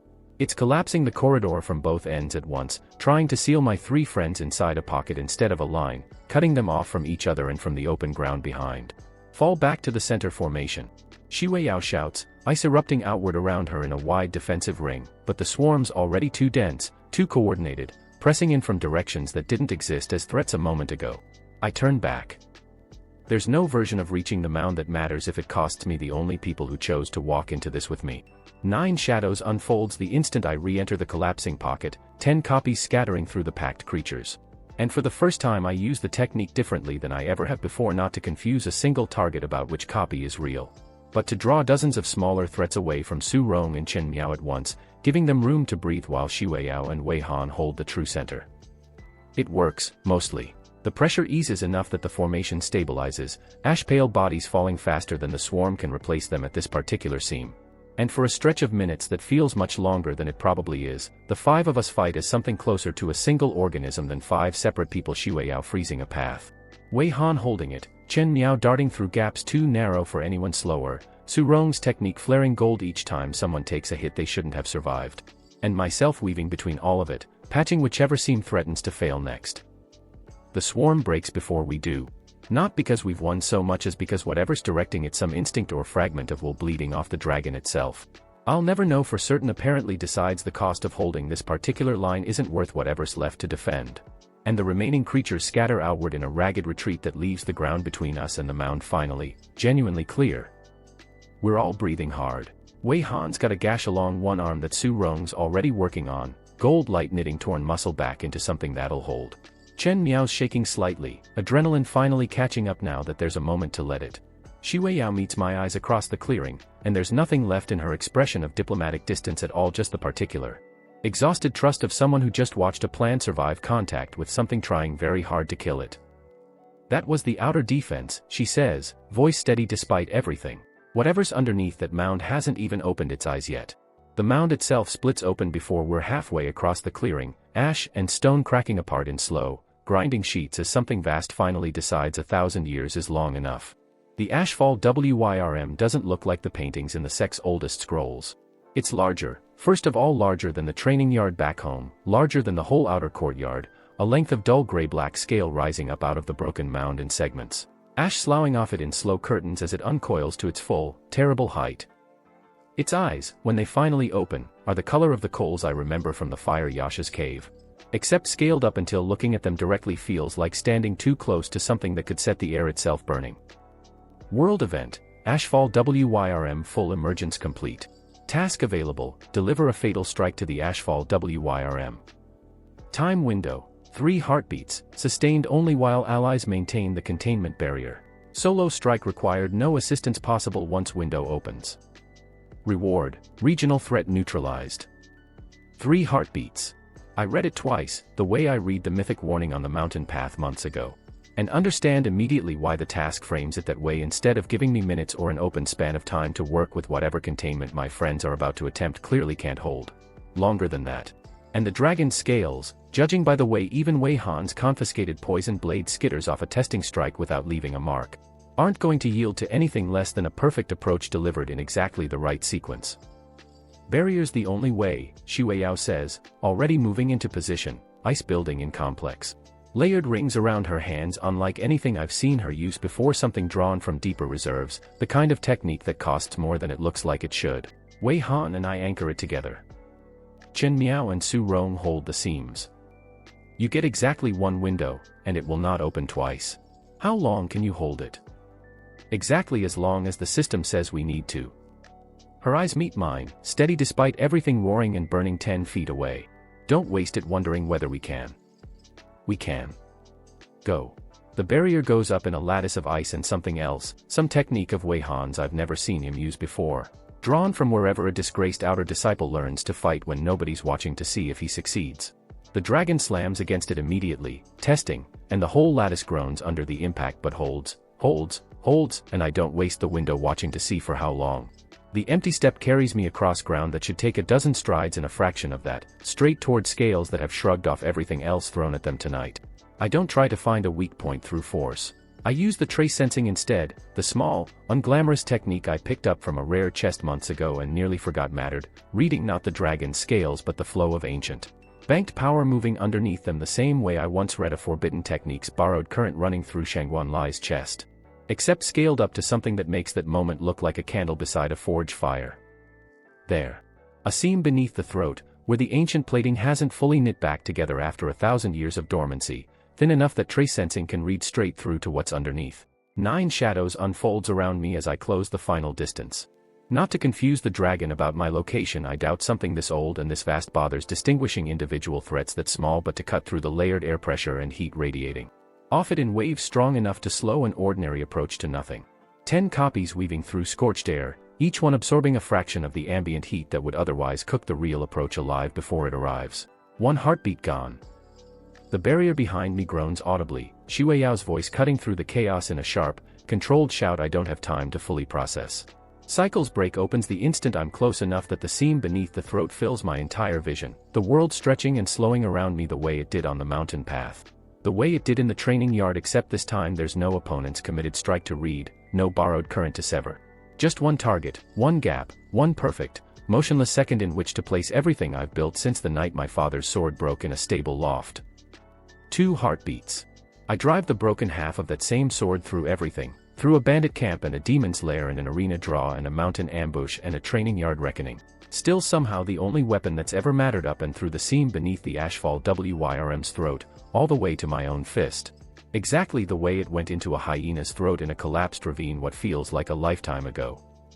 3 heartbeats.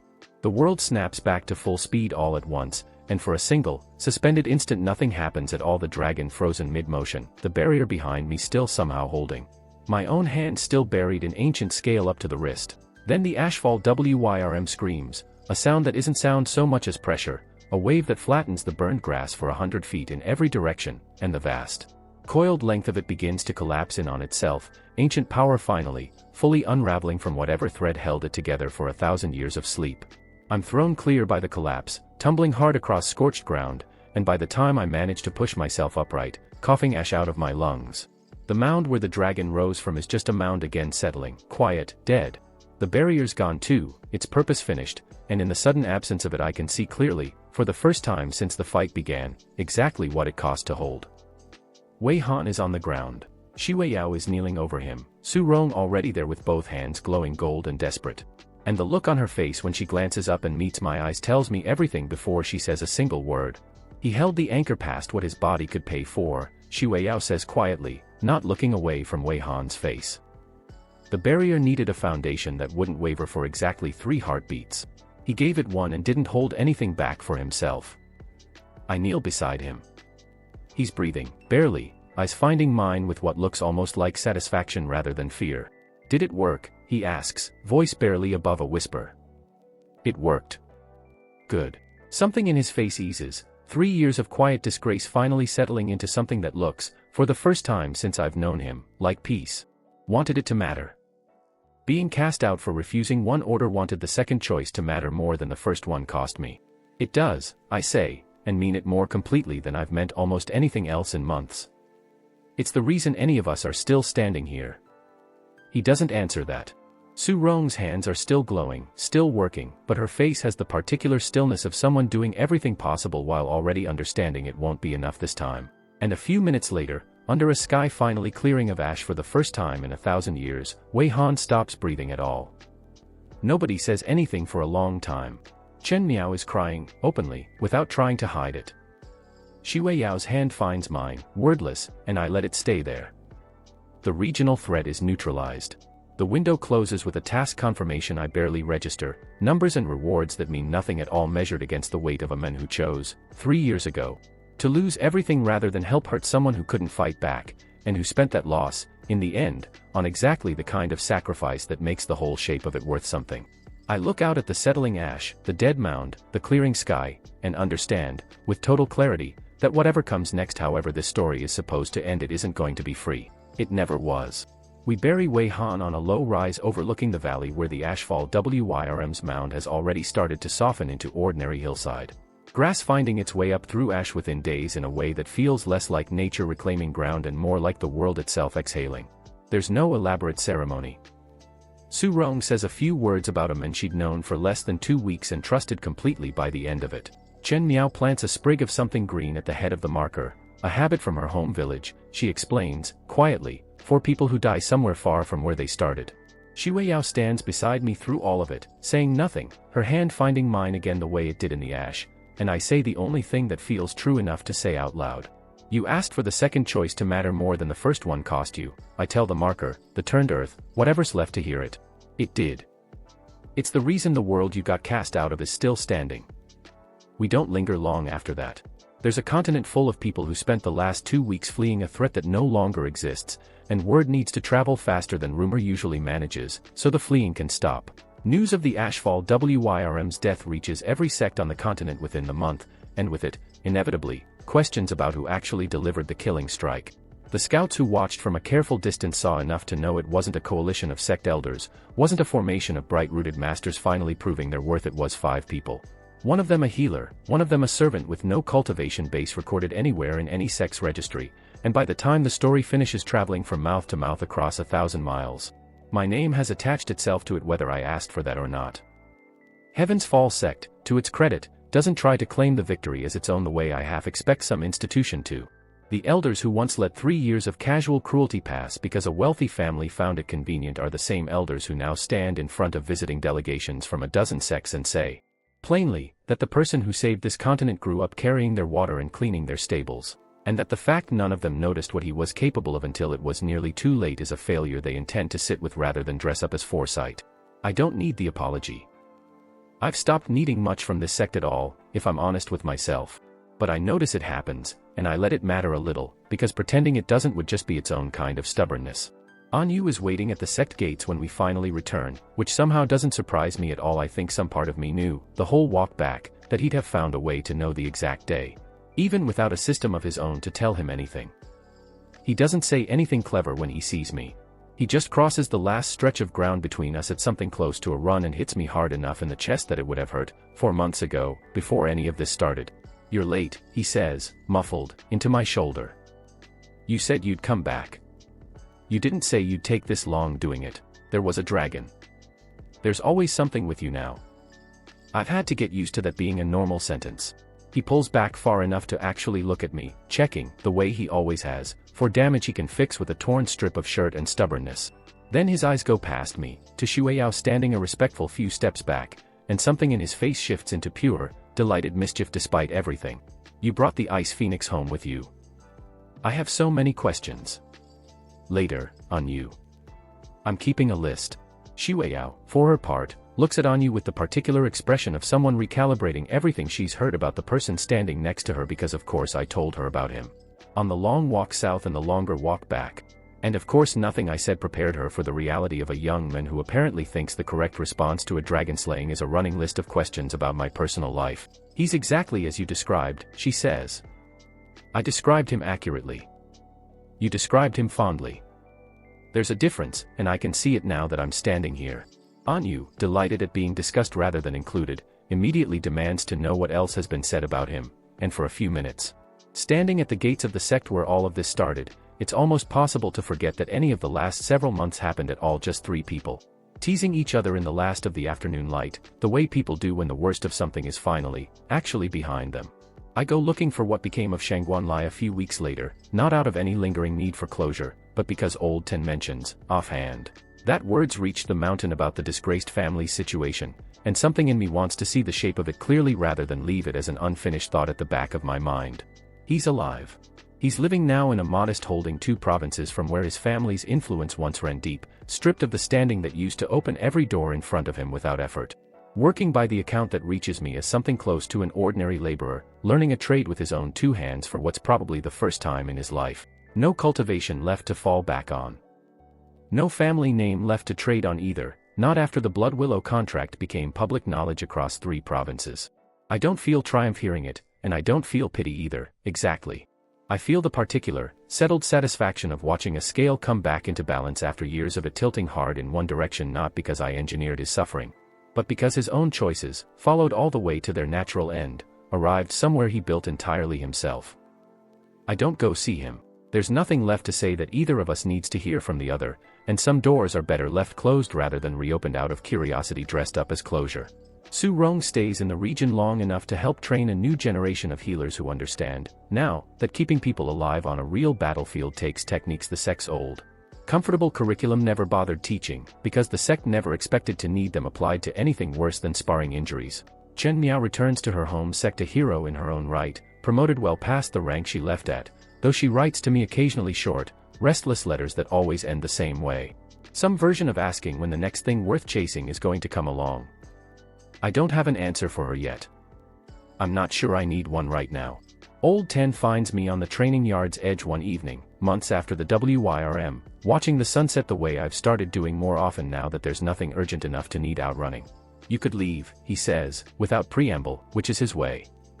"Nothing tying you to this mountain anymore." "Not really." "I know. You're not leaving." It's not quite a question, but I answer it like one anyway. "Not yet. Maybe not ever, honestly." This is where the sword broke. This is where the voice woke up. I don't need to run from any of that anymore. I think I'd rather build something on top of it instead. He nods, slow, the way he does when something settles into place that he's been waiting to see settle. "Good," he says.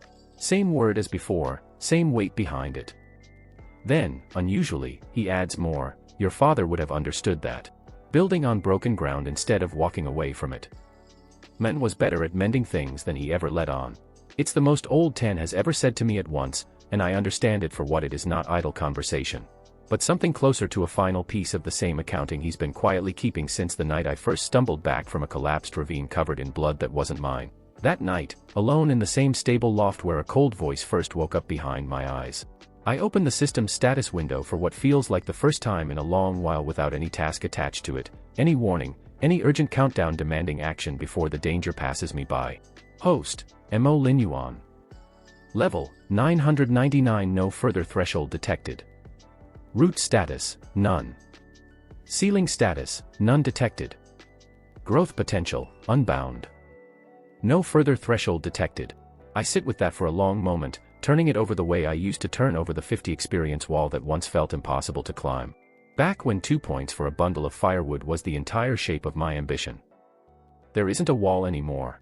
There never really was one, just a series of doors that only opened when the danger behind them was large enough to be worth the key, and I've walked through every one the world's had to offer. At least for now, at least for this chapter of whatever comes next. I think about the boy who stood in an assembly yard 3 years ago, 2 broken halves of a training sword in his hands. Certain that being nothing was the whole and only shape his life would ever take. I don't feel distant from him, exactly. I still count steps sometimes, out of old habit, even though I stopped needing to a long time ago. But I understand him now in a way I don't think I could have back then. He wasn't waiting to be saved by some hidden talent nobody had noticed yet. He was building, one useless feeling task at a time, the exact foundation that a real danger would eventually need in order to matter. Every bundle of firewood counted. Every stolen magpie counted. Every night spent absorbing a beating I couldn't answer counted, quietly, toward a doorway I couldn't see yet.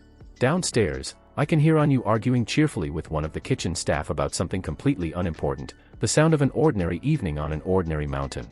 Exactly the kind of small, unremarkable noise I used to fall asleep to for years without ever once imagining it could feel this much like peace.